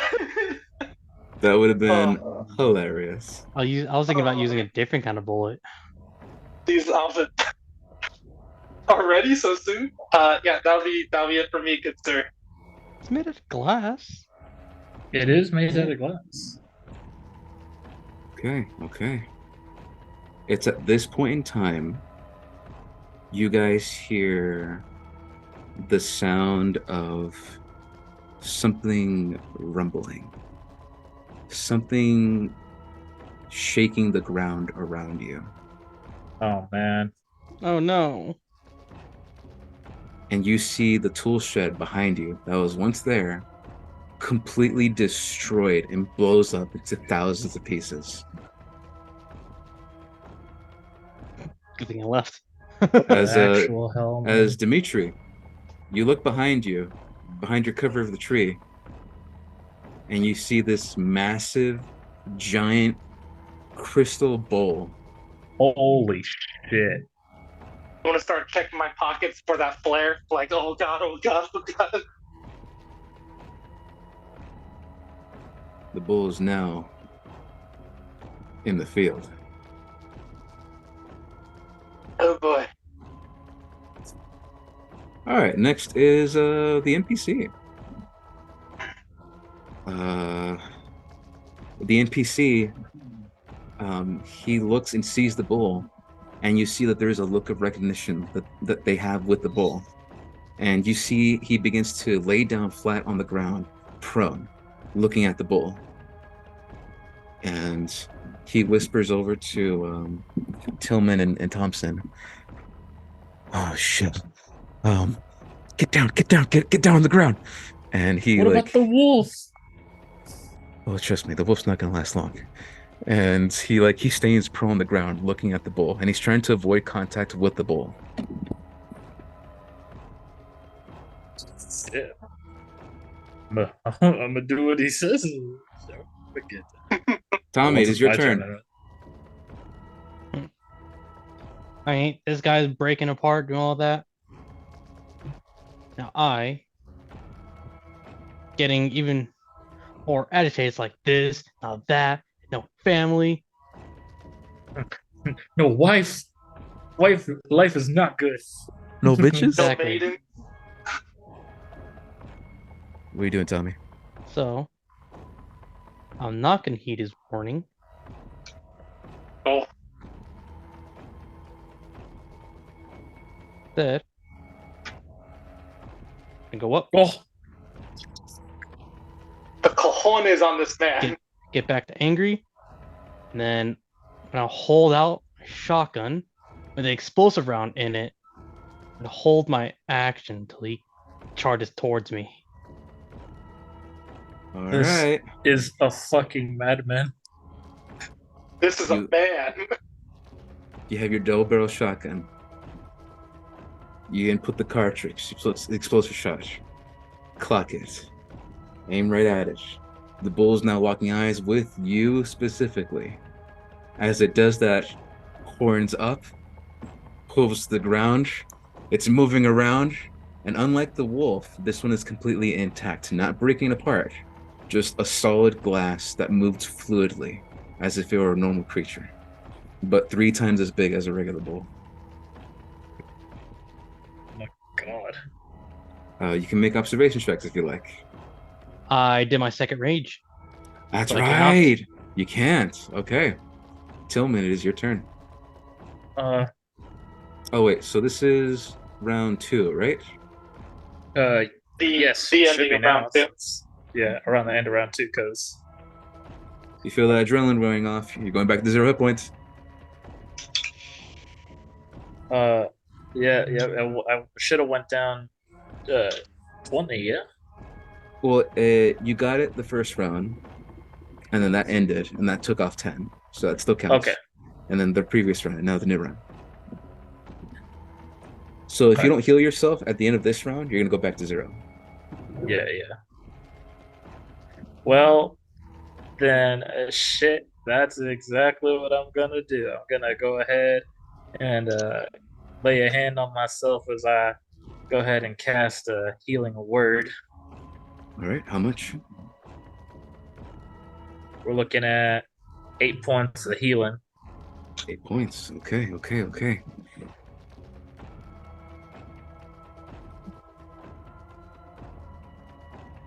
Not bad. Not bad. Yeah, and then with that, I'm gonna go ahead and unlike Tommy over there, I'm gonna heat the warding and I'm gonna get down because I already just instantly died. And I don't feel like getting crushed to death by a bull also. So yeah, I'm gonna go ahead and just use my movement to drop down to the ground. Okay.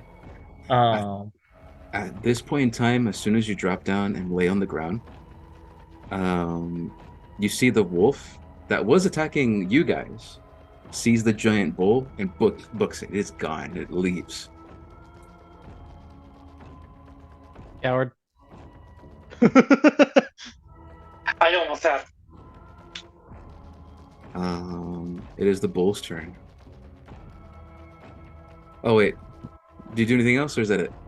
uh, oh yeah, I guess can Can I we still do observe him? observation checks from this far?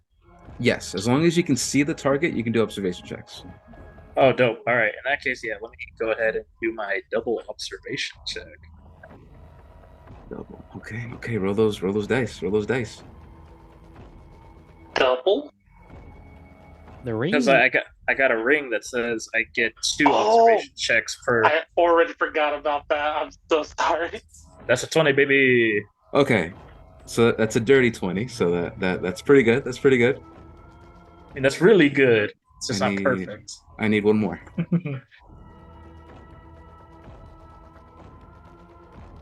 That's a nat 20, baby. Whoa. Oh. Okay. So you You actually satisfied now? so you actually figure out 3 things. Because if you get a nat Oh, yeah. 20 on an observation check, you get an extra observation for free. Sweet. So you get 3. Hell yeah. I know all about this bull. I know It it's is a life bull. history. It's a bull, it's big, and it's made out of glass. Those are my 3 observations. All right. You have Almost everything. you have these 5 options to choose from. Let's see. Technically 4. Technically 4, because you technically know what one of them are. Okay. I'm gonna. Yeah. Oh, and then for those at home, the options are Rampage, Bright Trail, Seeing Red, Ricochet, and Glass Temper. PewDiePie! And PewDiePie. Hi, my love.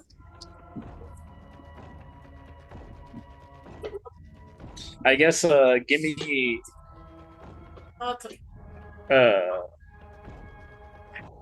give me Ricochet, Seeing Red. We already know Ricochet. Oh yeah, right. Sorry. Seeing Red, Bright Trail, and Rampage. First 3. Yep. So the first 3? Okay. Yes, sir. I'm seeing red. Tell that extra voice to quiet. We're trying to game. We're trying to live. So a lot of information here, but basically, for Seeing Red, at the start of the bull's turn, it's going to lock into the closest creature, and it's going to try to knock it prone. If it does, the bull will move on to another target once it's knocked prone. Rampage just means that it gets more movement if it moves straight in a straight line for 10 feet. And when it moves in a straight line after the 10 feet, its armor class it goes up to 19 while it's moving. And any creature caught in, the rampage has to do a save, and then they get hit for some damage. Okay. Bright trail just means that as the bull moves, it will leave this trail of a burning fire behind it. And it's a 10-foot high flame that you can't pass through. And if you do, you take damage. Wow, what the hell? This thing's crazy. Oh, and because you guys figured it out, I can tell you how much health it has.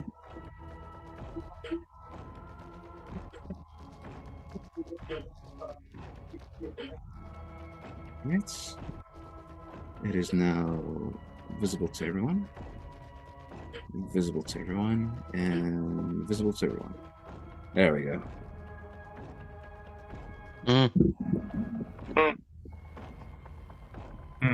That's a chunky boy. And that is the end of your turn at the beginning of the bull's turn. Oh. Now the bull is going to do it's seeing red, so it's going to mark Tommy as the closest one. So it's going to go after Tommy. And then it's 5, 10. So it moves 10 feet. Unless you shoot it first before it moves. You tell me, Tommy. No, I was gonna have it moved a bit. Okay. So I'm at 10 feet and then gonna blow. The second it moves 10 feet, its AC gets bumped up to 19. And when it moves 10 feet, it's right in front of me.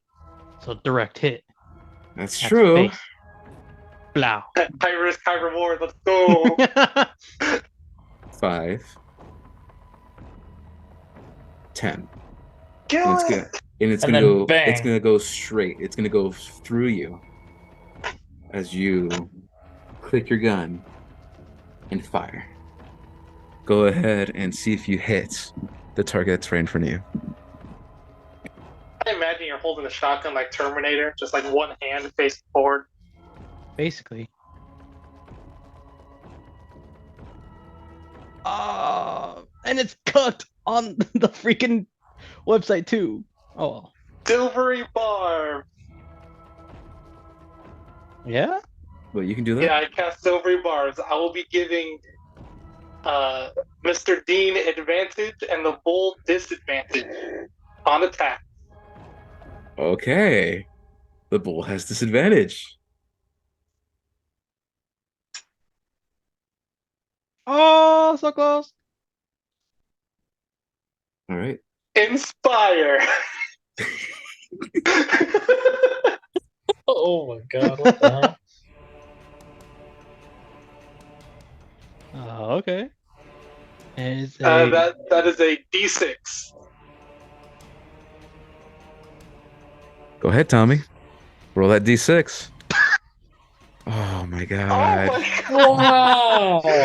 I gave you Point blank. Gave you And it's just everything. all like, nah. I guess that explosive round was a dud. So, Tommy, I'm going to tell you this because this is important. You have your inspiration. Do you use your inspiration for this thing? Yes or no? Yes. The DM inspiration? I thought he No. already used it. Wait, did you already use it? Yeah. Wait. Oh no, you fucking missed at that point. You wait for the target. It moves 10 feet. You have the gun at its forehead. Once it comes in, it hits you. The blast goes off, and it pushes you instead. It pushes you back 15 feet, and you land in the ground all the way in the back. So I'm gonna go I ahead was and do just that. checking. Yes, he has used it to on the wolf. 15. The back blast, it doesn't affect the wolf at all. The blast hits back at you instead. No, at the intimidating the wolf. Yeah, That's when it was used. I was talking about the inspiration. And it moves an extra, what did I say? 60 feet. It can move an extra 60 feet. So 10, 15, 20, 25, 30. Runs over Tommy. Sees Dimitri standing up. It's like, oh, okay, what's up? 30, No. 40, 50, 55, 60. Ah! Now, technically, it's not attacking you. You guys need to make dex saves. So go ahead and make dex saves for me. Because that I can see it, I have advantage. Okay, go ahead and make it with advantage. Oh, shit. Slightly better. I Okay. cannot do any rolls. You need a 15. Yes! Thank God! So I can't do any unfortunately, rolls. It's been really rough with the rolls, hasn't it? Tommy, you take 10 points of damage, and you are knocked prone. What type of damage? This is Bludgeoning. Oh, because you're raging. Isn't it half? Yep. Yes. Oh, so Slicing, piercing, and bludgeoning are half. Shit. Okay. Five. It takes 5. It takes 5.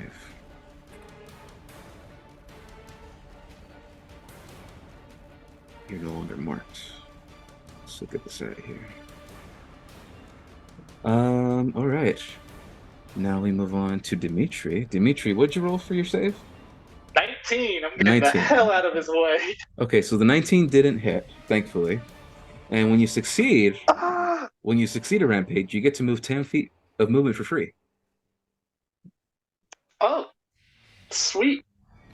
I'm Should gonna use go... that to dive into the fucking ground somewhere else.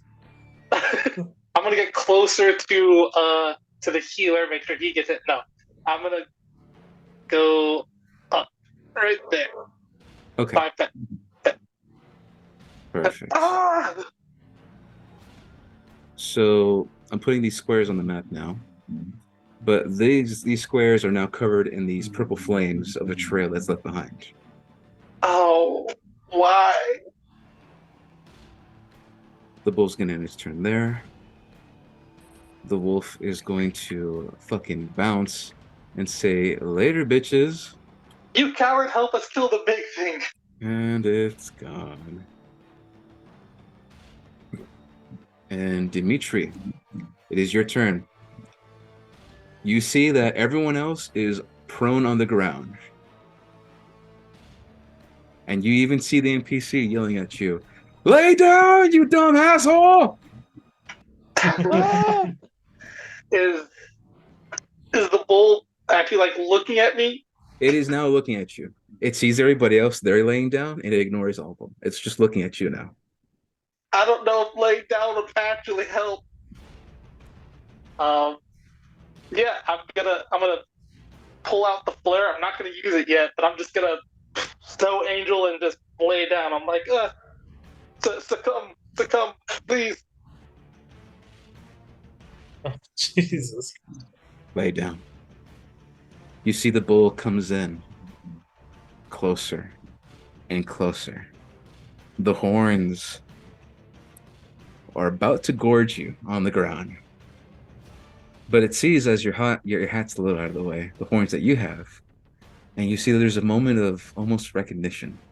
And it sort of backs off, looks at everybody else, and it begins to just walk away into town.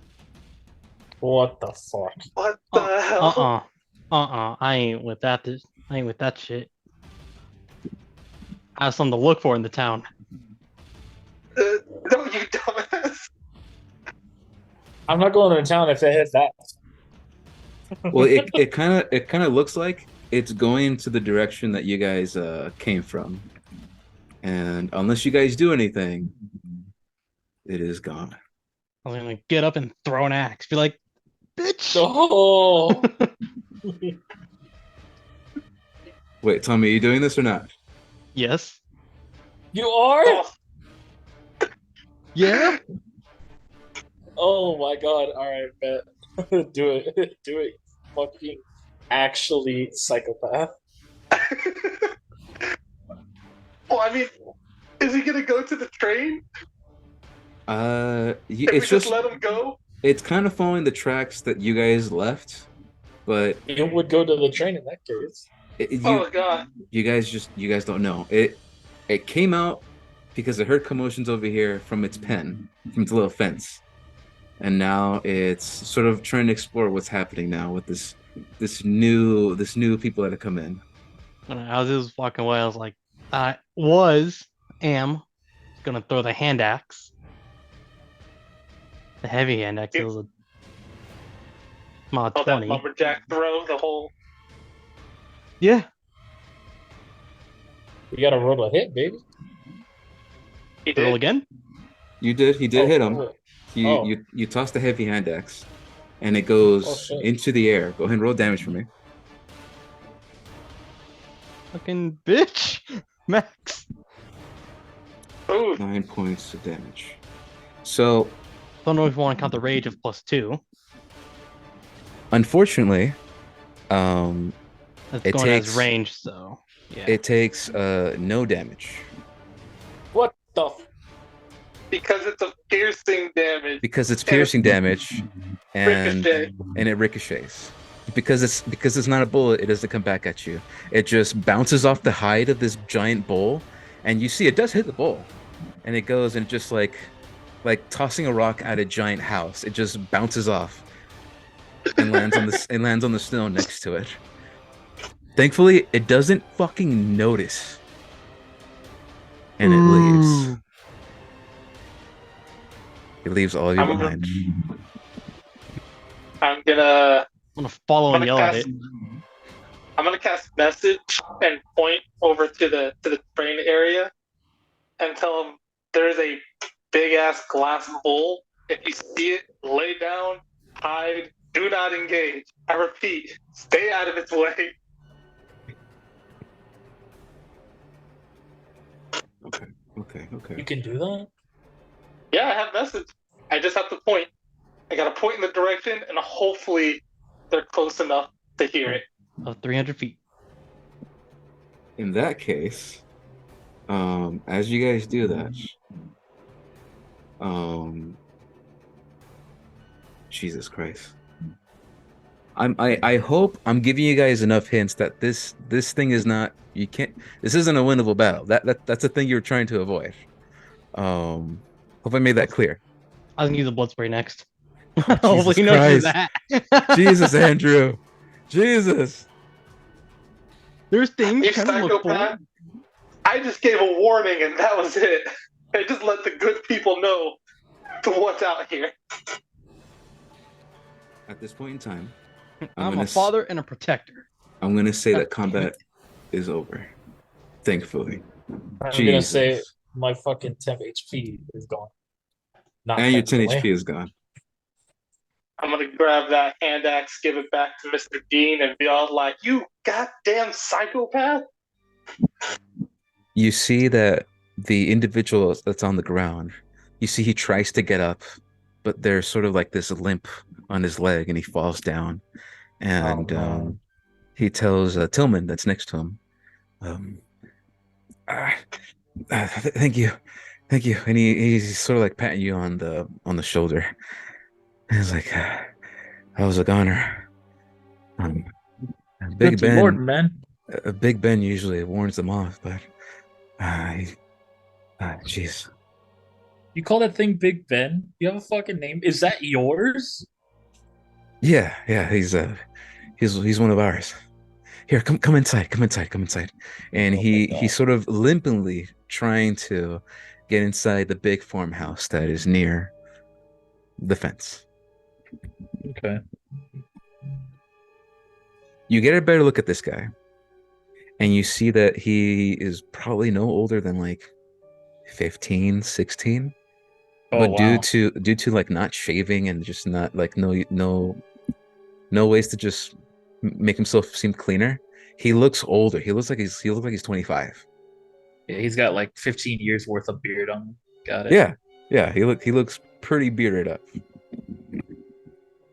And if you guys wanted to see what he looks like, so you can tell. Yes. Show me this man's face. I want to see. He presents himself as Erwin Craig. Earwin. Nice job on having two first names. My mama named me. There's nothing I can do about that.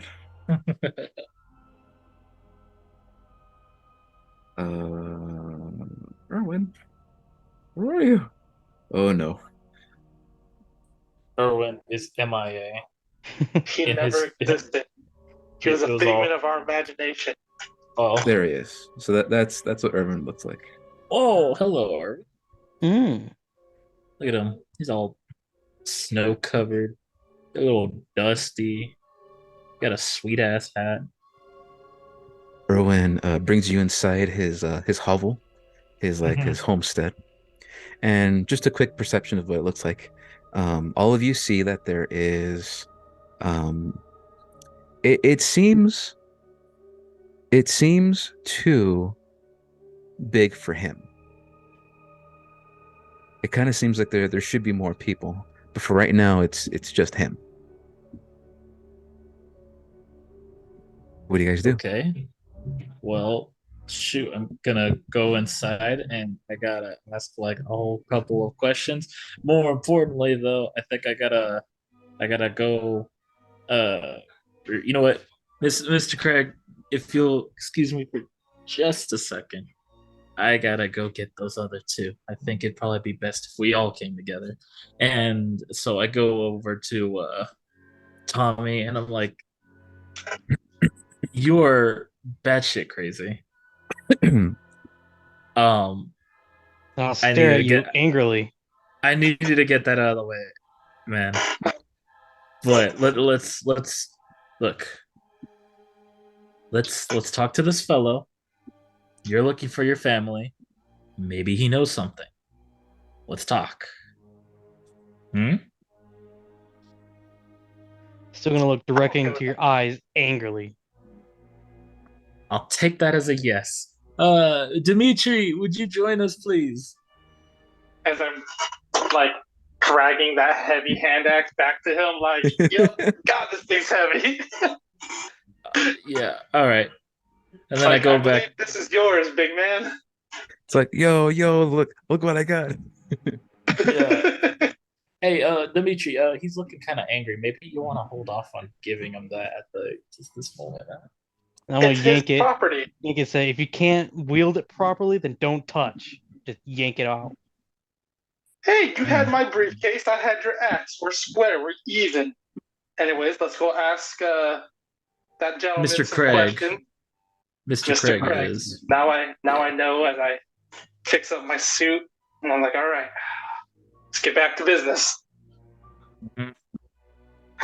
Anyhow, Erwin, yeah, Erwin is just he's sitting on like a makeshift like a chair, and it looks like all of you are inside a kitchen, and the doors that would normally go to the deeper inside the homestead seem to be like boarded up with like nail and boards to keep you from going inside. And you look around, you see like a small home with a makeshift bed, with tools, books. You get the sense he's been living here for a while. I'm gonna hmm. ask what's in what's in the rooms. Were they boarded up before you got here, or what? He takes a good look at you, Dimitri, and he says, "You know the damnedest thing. I came to Dos Rosas a long time ago, and those doors have always been boarded up. I think." And you see he sort of like scratches his head a little bit. Everyone make perception checks.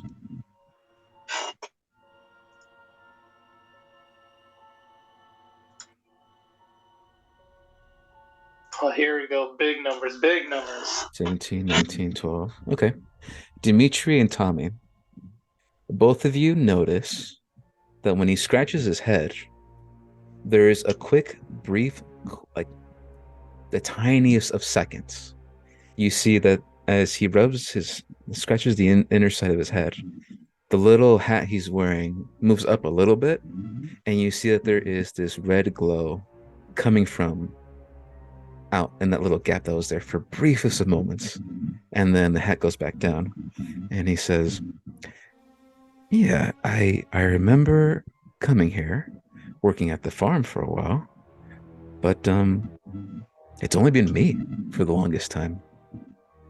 I don't really see anyone else anymore. I try to do my best and take care of the animals that are left.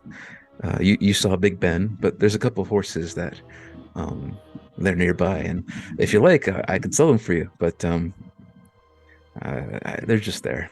They don't really need too much taken care of. I'm rambling. I'm sorry. Do you need anything? Uh, First things first. Insight check. I'm gonna say I saw that liar. tiny. Yeah, By that tiny yourself, little red. liar. Objection. Insight check. Is this mother chucker lying? Is he not the only one? Is this a Dang. trap? Go ahead and make an insight check with advantage. And Tommy, you could also make an insight check if you like. oh, that's Natural a nat. 20. That's a natural I 20. did 13. 13. Tommy, you don't get the sense that he's lying. But no. You get the sense that he is telling the truth as if he believes what he's talking about. Hmm.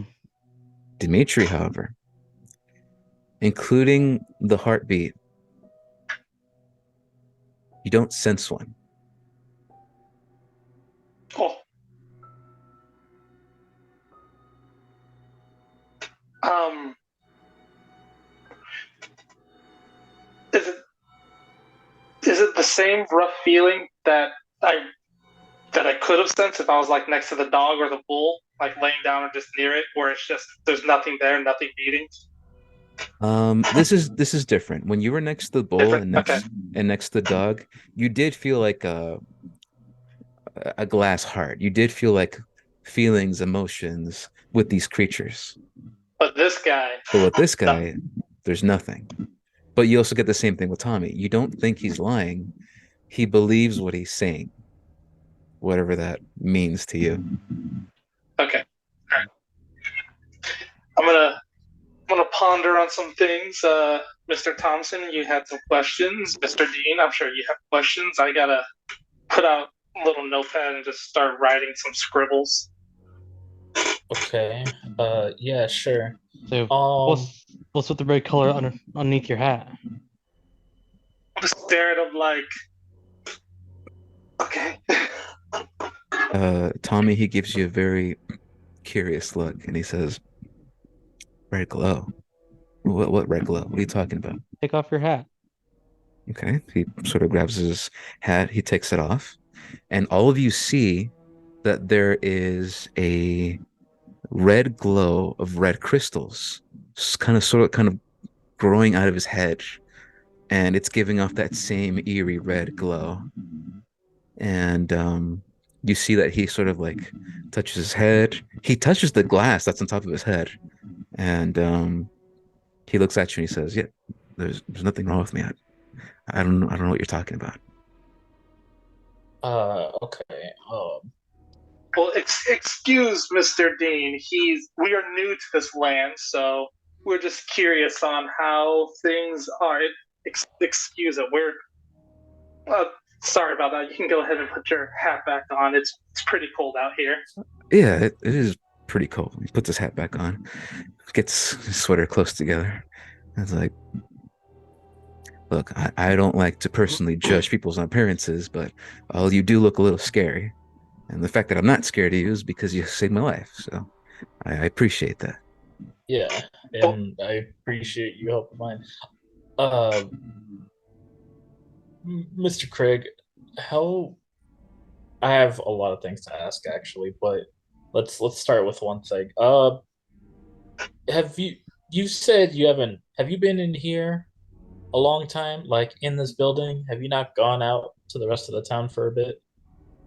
Um, I go to the general store every once in a while to make a couple runs to get some supplies I need. But Mhm. I've been here. I moved here a few months ago. I think I was hired.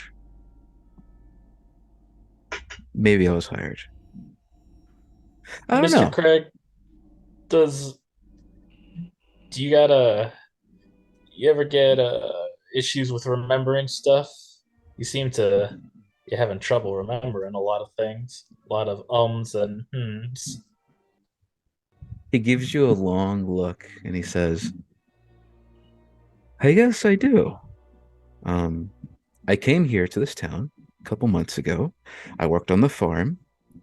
Um, they opened up the mine a few days ago. That was fun. Um, Okay. but then after the mine opened, something happened. What happened? As he begins to rub his head. What Would you happened? s- would you say you can't really remember anything after that mine opened? No, I can't remember. And That's you it, boys. and you see he sort of like sits down and he says, "Where am I?" Holy shit. I'm gonna go up to the boarded up room or walls, whatnot, and I'm gonna try to pry open the boards. He looks at you and he begins to raise his voice. He's like, I recommend you don't do that. Um, I'm not in charge of this facilities, and that's how I saw it. Please leave that alone." Well, if you excuse the big man, he's he's a man of action and not a man of words. Uh, he's desperately searching for members of his family, and with you being attacked and these rooms boarded up, he's just trying to do what he needs to do. Don't worry about him. Just like earlier, we'll keep you safeguarded. You seem to be having a little bit of issues in the noggin right now, so just lay down, relax, do some of these. You know, do you know if there's still food laying around? I could maybe quickly cook you something, or help you relax. He's gonna go searching, and we'll be on our way real soon. You don't worry about it too much. He gives you a very not spiteful look, but he says, I I just don't open that door. If you want food, I have food. If you look in the fridge, there are a couple appliances there, and then the cold box. You can go ahead and eat, but just leave the door alone. Yank, What Oh is man. yank? What does that mean? yanking the board off. Okay. He's not stopping. He runs up to you and he begins to like try to grab at you and pull you away at the door. And he says, "Fucking stop it!" And he's like trying to push you away from the door. Like, oh my god, I I gave my warning. It is out of my hands. I'm gonna I'm gonna step outside and I'm gonna take a couple minutes and I am going to cast Unseen Servant All to right. assist us. Okay. Okay. You cast Unseen Servant. The entity exists now, only it's invisible. What do you tell it to do?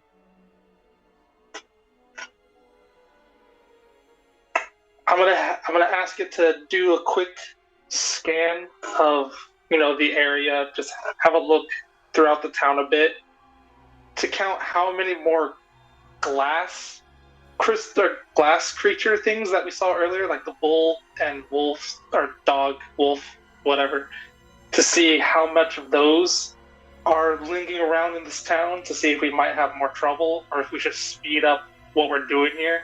Because I'm worried that if we stay here too long, we're going to end up like Crystal Dome over there. Gotcha. Okay. The Unseen Servant does its thing. It has its orders. It then begins to walk off to town, and it'll come back At some point. Yep. Every Yeah. so often, I'll probably just cast a message like, progress report, sir. Tell me, I need you to make contested athletic checks as he's trying to pull you off the door. Let me Uh, fucking check. would Mod it 20. help? What's up? Okay, never mind. He's in mod 20. Wait, Tommy, did you roll a 20? Yeah, he rolled a 20. 15 plus 5. Jesus. Okay. He's strong.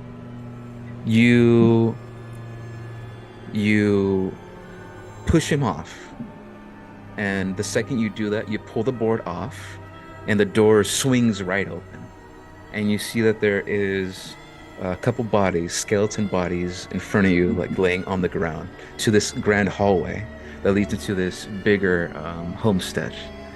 And you see Erwin, he looks forward, sees the bodies, and he says, "No, no, no, no, no, no." And he Jesus like Christ. crushes his own head to the wall, and his head explodes. What the fuck? Oh And my he god. and he's dead. He's dead? Like it actually exploded. His head popped open like a cherry bomb, and there is red glass everywhere. The second What the the second his actual body fuck? slams down to the ground, you see where his neck is where gore should be. You just see smaller red ruby crystals pop out and just land to the ground. What the Tell actual everyone, like, shit, don't touch dude? it. Don't touch it. I'm gonna go in, kind of rummage through the corpses and skeletal bodies, see if I can find skeletons of children. Okay. Jesus Oh Christ. god. So Tommy, do you have no soul? Do you have no care? I'm over here like horrified, like staring at Craig over here. Like, what's wrong with you, man? so you look through the skeletons, and they are not child size, if that's what you're curious about. Okay, they're still Um, alive for now, you as far as I know.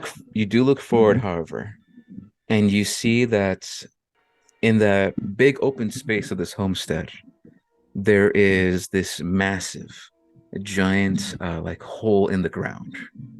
Fucking massive hole in the ground. And you take a look down, thanks to your dark vision, and you see a mine shaft. And it looks like it's interconnected. You see that there's a big room, and you hear the sounds of like running water. And you see there are tools everywhere. What's one thing a mine shaft has? Mine carts. And if it has mine carts, there's a chance there's Then a we can play re-rail. Minecraft. You can We play can find Minecraft. chests from Minecraft. There's a high chance there's a re-railer down there, but that's not your objective. Tillman, you see the same thing with your hooded lantern. You see that there's many tools down there, Okay. interconnected mine shaft. But Tommy, I need you to make a wisdom saving throw. Wisdom. There it is. Wisdom. Wisdom 15. 15.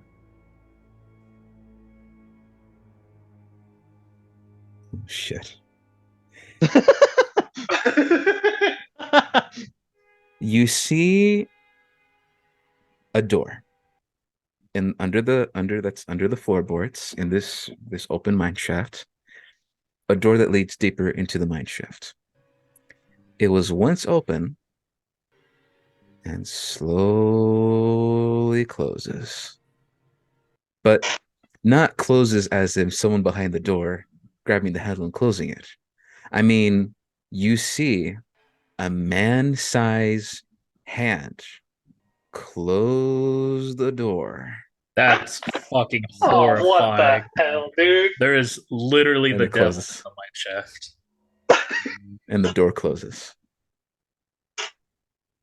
But the one thing that terrifies you the most is that disaster, that feeling of your family. It's down there. You don't know how you know this. You don't know why you know this, but they're down there. What do you guys do? Okay. Starting to like breathe faster, hyperventilating, and getting like preparing to go back and forth, like I'm gonna jump in. Yeah, I'm seeing this shit. I'm going to immediately grab at like Tommy's shoulders and I'm like, I don't know if you just saw the literal devil close that fucking door, but this is not okay. You are not going near that. We need to back up and think for just 1 second. I know you're not keen to that, Mr. Tommy, but good Lord, can we consult the lawyer, please? If anyone's got a straight mind on them, it's him. We need to get out of this piece, please. Thank you. I'm immediately drawing my bottle of holy water. I am splashing it on that door, and I am redirecting Tommy the other direction. I'm going to turn around, grab Tillman, shake him, be like, "They're down there. I know it." Yeah, and now I walk in the house like, hey, all right, guys, what's happening? What happened to that? What happened to him? What the hell's going on here? And I'm just gonna yell out toward Dimitri like I told Tillman, "They're down there. I know it." As I'm still shaking Tillman. Yeah, can I get ahead, please? All right, relax. Let go.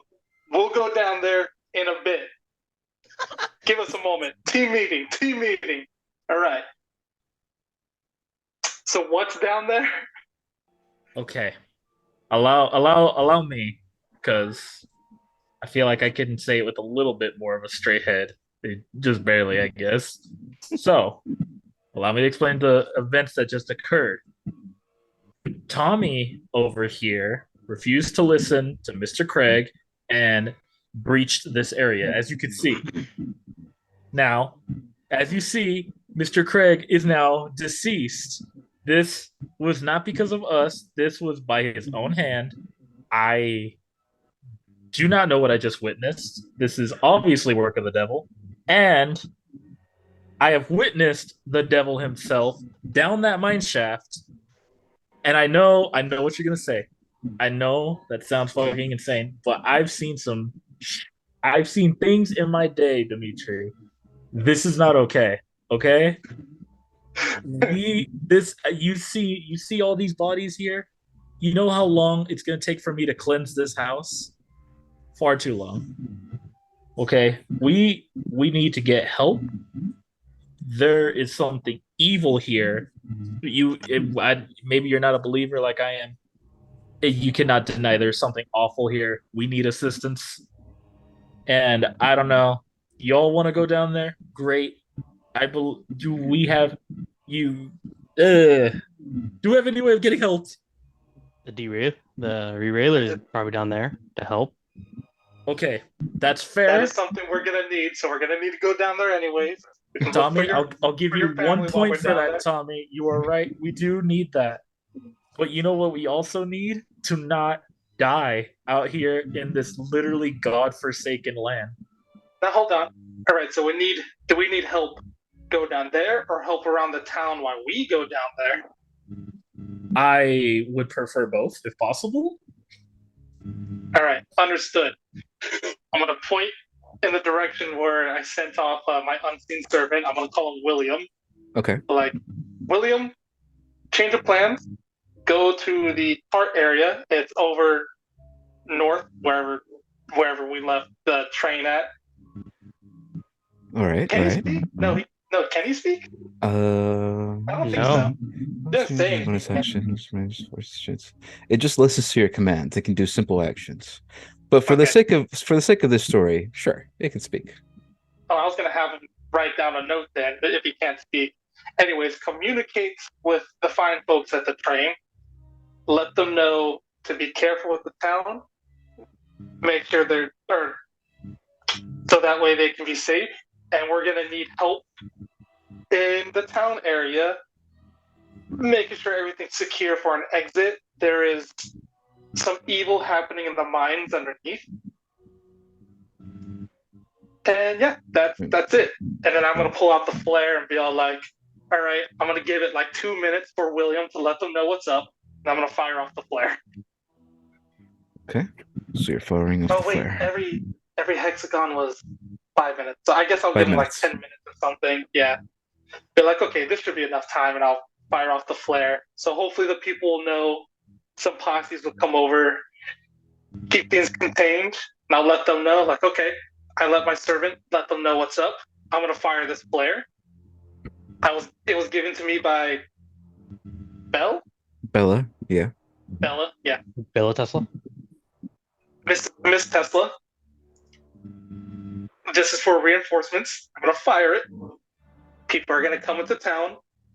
Hopefully, they've already been known that there's some shit happening, so that way they can prepare. And then we'll go down there. Or maybe we should rest. I have no idea. Anyways. The flare flies up into the air. And it hits the ceiling. Nah, just kidding. I'm sticking my arm out the window. You see this bright glowing flare shoots into the sky, gives off the same bright red glow, and it begins to very, very slowly come down. Dimitri, you're outside, right? To do this? Yeah, I'm like at the door frame talking to them, and I just kind of like step back. Make a wisdom saving throw. Oh no! Why? Why you gotta do this to me? I'm a good noodle. I've done all my chores. I've done all the good. Oh. 2. Okay. Did you just say 2? 2. He got a 2. You go ahead and you pop the flare, and you see that there's a wolf pack. Not just one wolf. You see it there, the fucked up one. It looks like it's come back with a pack of wolves, about like 5 or 6 of them. Oh my god! And it seems that they're slowly Alan, creeping up see my glasses? to the house itself, like the settlement. And the weirdest thing happens. You see the 5 wolves. They notice you, and they begin to still like stalk near the settlement. And then all of a sudden, you see the snow itself move, and there's like this explosion of like cold snow everywhere. And 4 of the wolves scatter, and one of the wolves is sort of like struggling, and it disappears into the snow. Oh no! And that's all you see. I'm gonna get in the house, close it. I'm gonna let them know what I saw. Like there was a pack of those blast dogs. I was just saying, oh, time to go, no time to talk. But then they kind of ran. The snow puffed up, and one of the dogs just got sucked in the ground.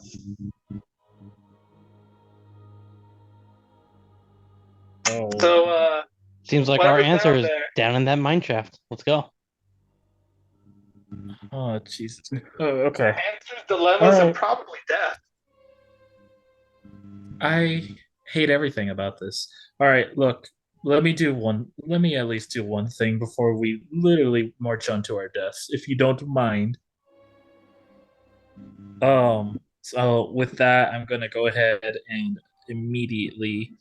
I don't know if I can do this on multiple people though.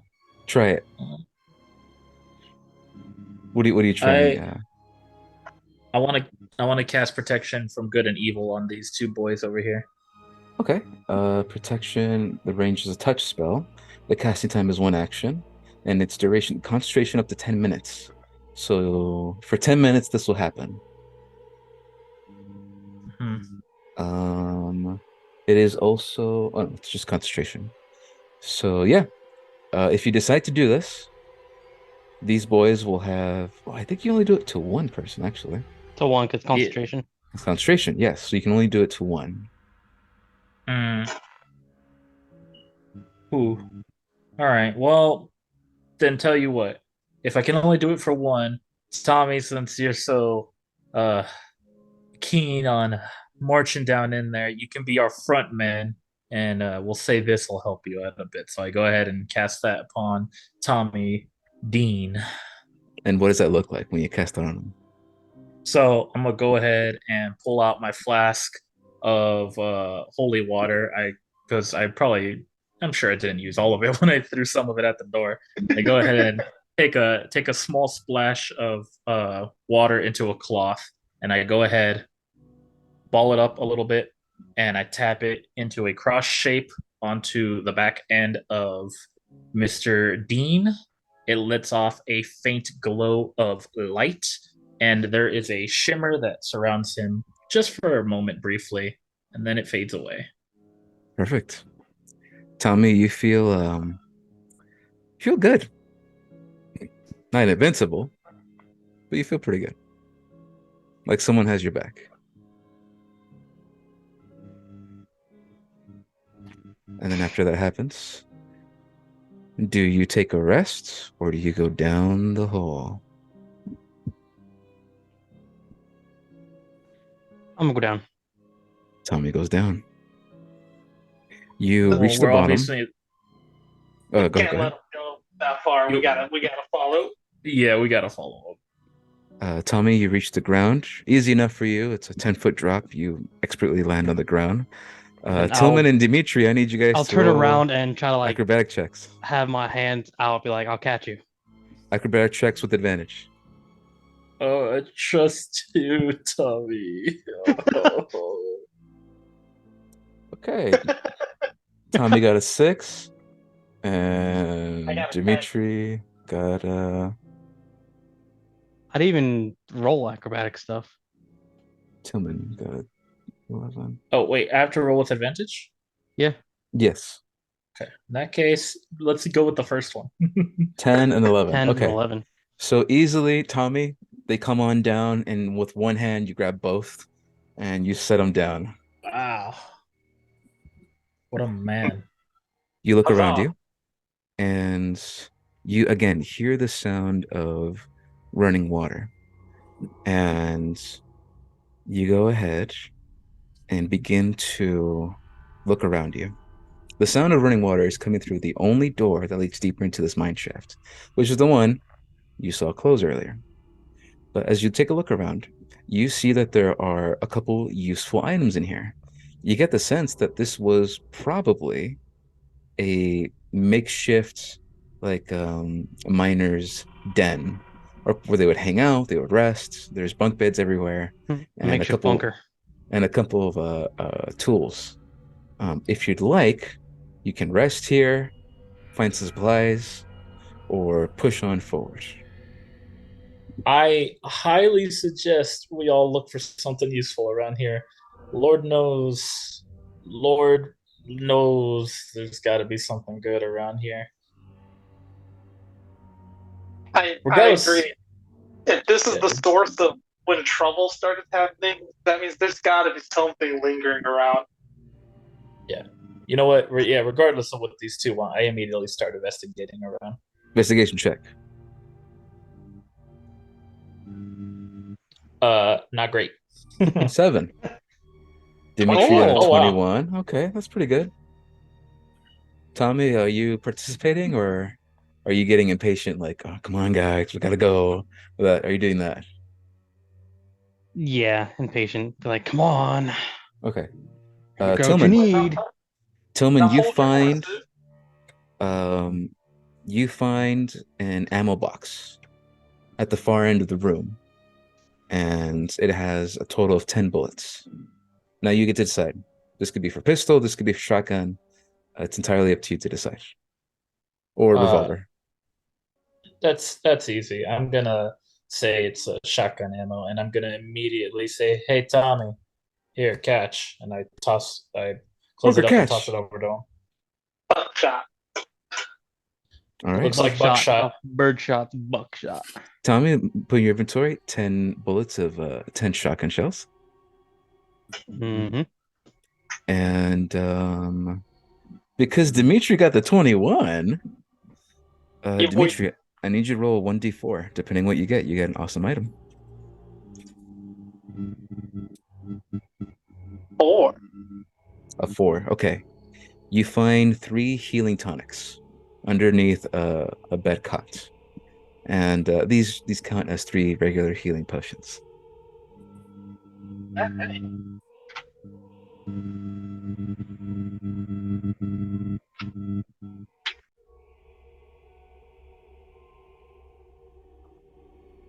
I think it's coming from Zach.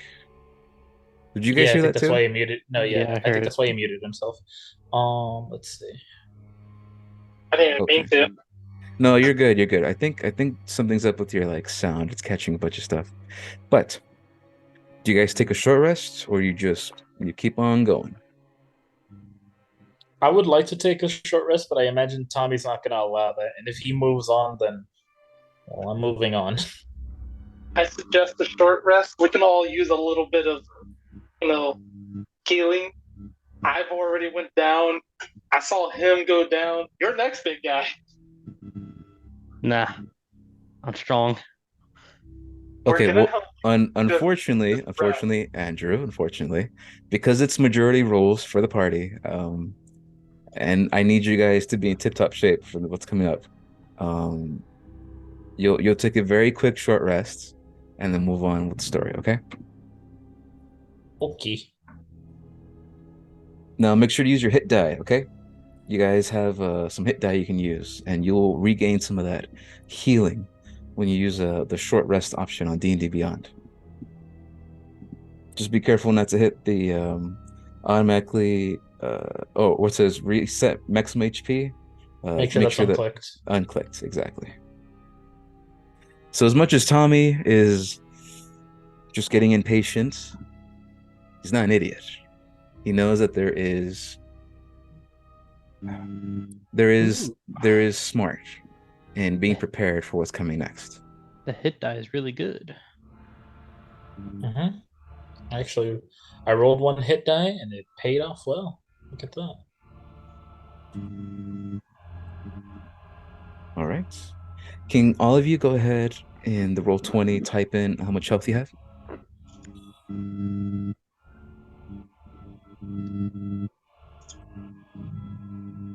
Let's see. 19. Okay. 19 out of 20. Okay, perfect. Looks like everyone is almost at full. I'm at max. I Full. am full. Okay. Tommy, you open the door that was once closed, and you feel the wind sort of suck you in a little bit as you feel this like gust of air that wants to be inside of this long worked tunnel. You go ahead and step on through. I'm gonna have my shotgun out and ready I as I'm need walking through. I need a marching order. I know Tommy's up front, but who's behind Tommy? I suggest Mr. Thompson. Oh, I'm taking mid? All right. Well, if something comes up and stabs you in the butt, he'll be stabbing me in the butt.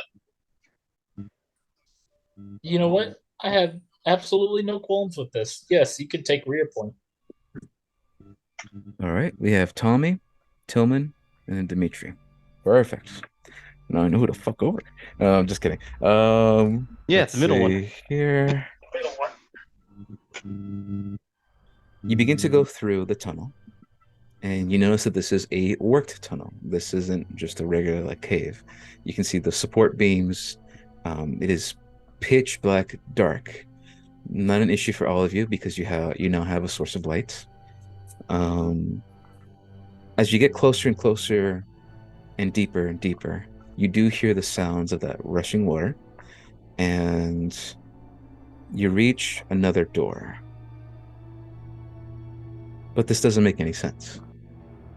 Whatever hand that you saw, there are no holes anywhere in this tunnel. Nothing breached through this tunnel to close that door. This is a long 60-foot hallway, and there are no breaches. That is a 1,000 foot long arm. That is not okay. Tommy, I heard stories of a creature. His arms are quite slender, and he has multiple of them. you reach the I hate you. door in front of you, and it is locked with chain, or at least it used to be. You see the chain is completely busted up, and there are chain links everywhere, as if something sort of pushed the door from the other side and just forcefully pushed it open and broke the chains everywhere. You fandangle and push the door out of the way, and now you see a large, massive, what looks like to be ruby mine with large ruby crystals coming out of the ground and from the ceiling, also giving off that red, eerie glow. Don't touch that. You see that. Actually, I need to check the map. Give me a second. Give me a second.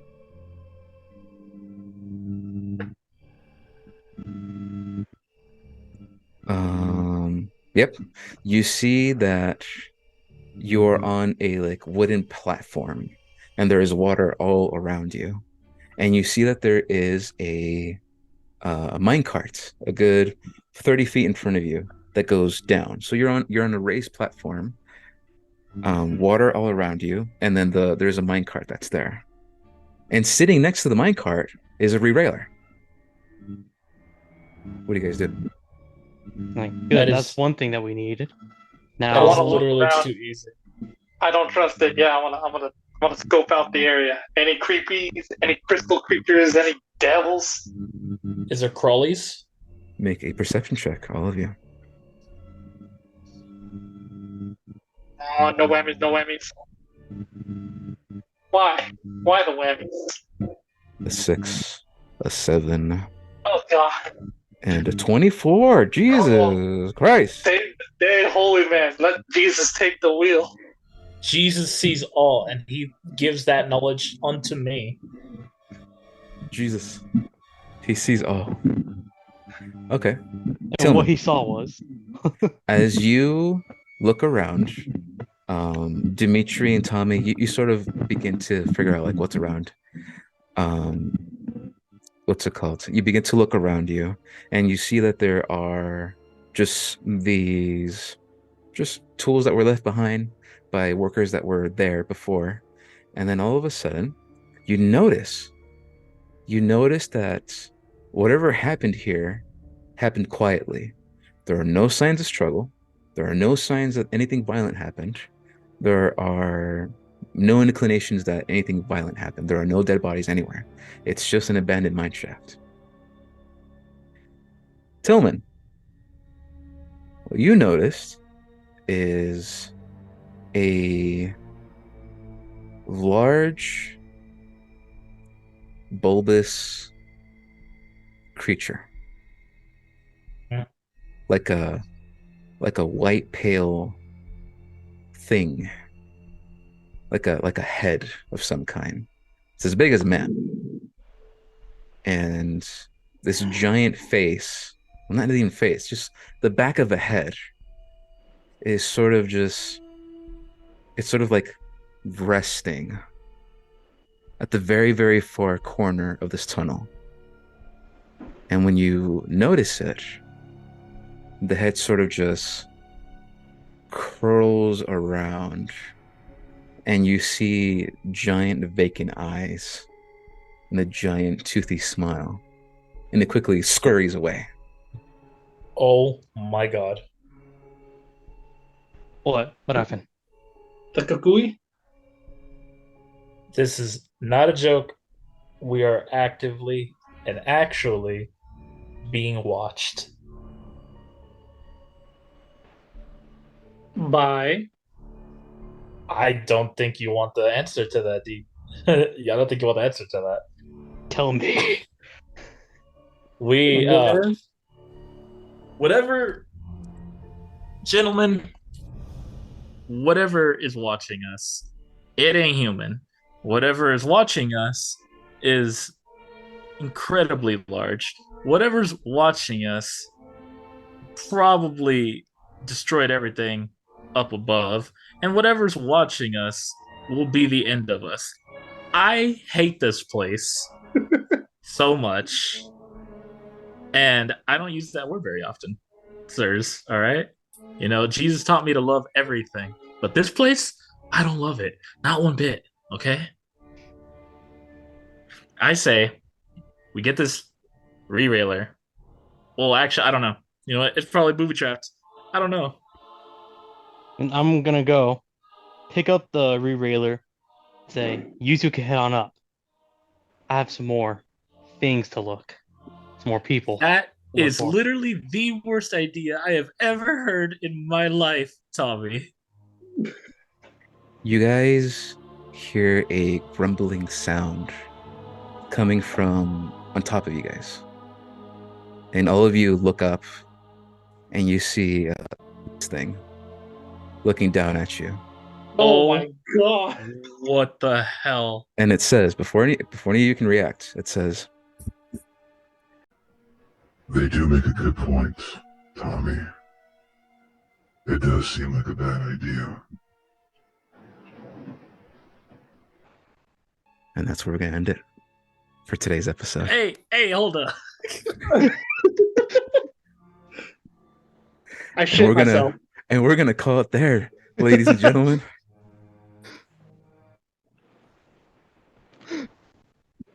Hey, yo, that's horrifying. Oh, Oh, god damn it! So close!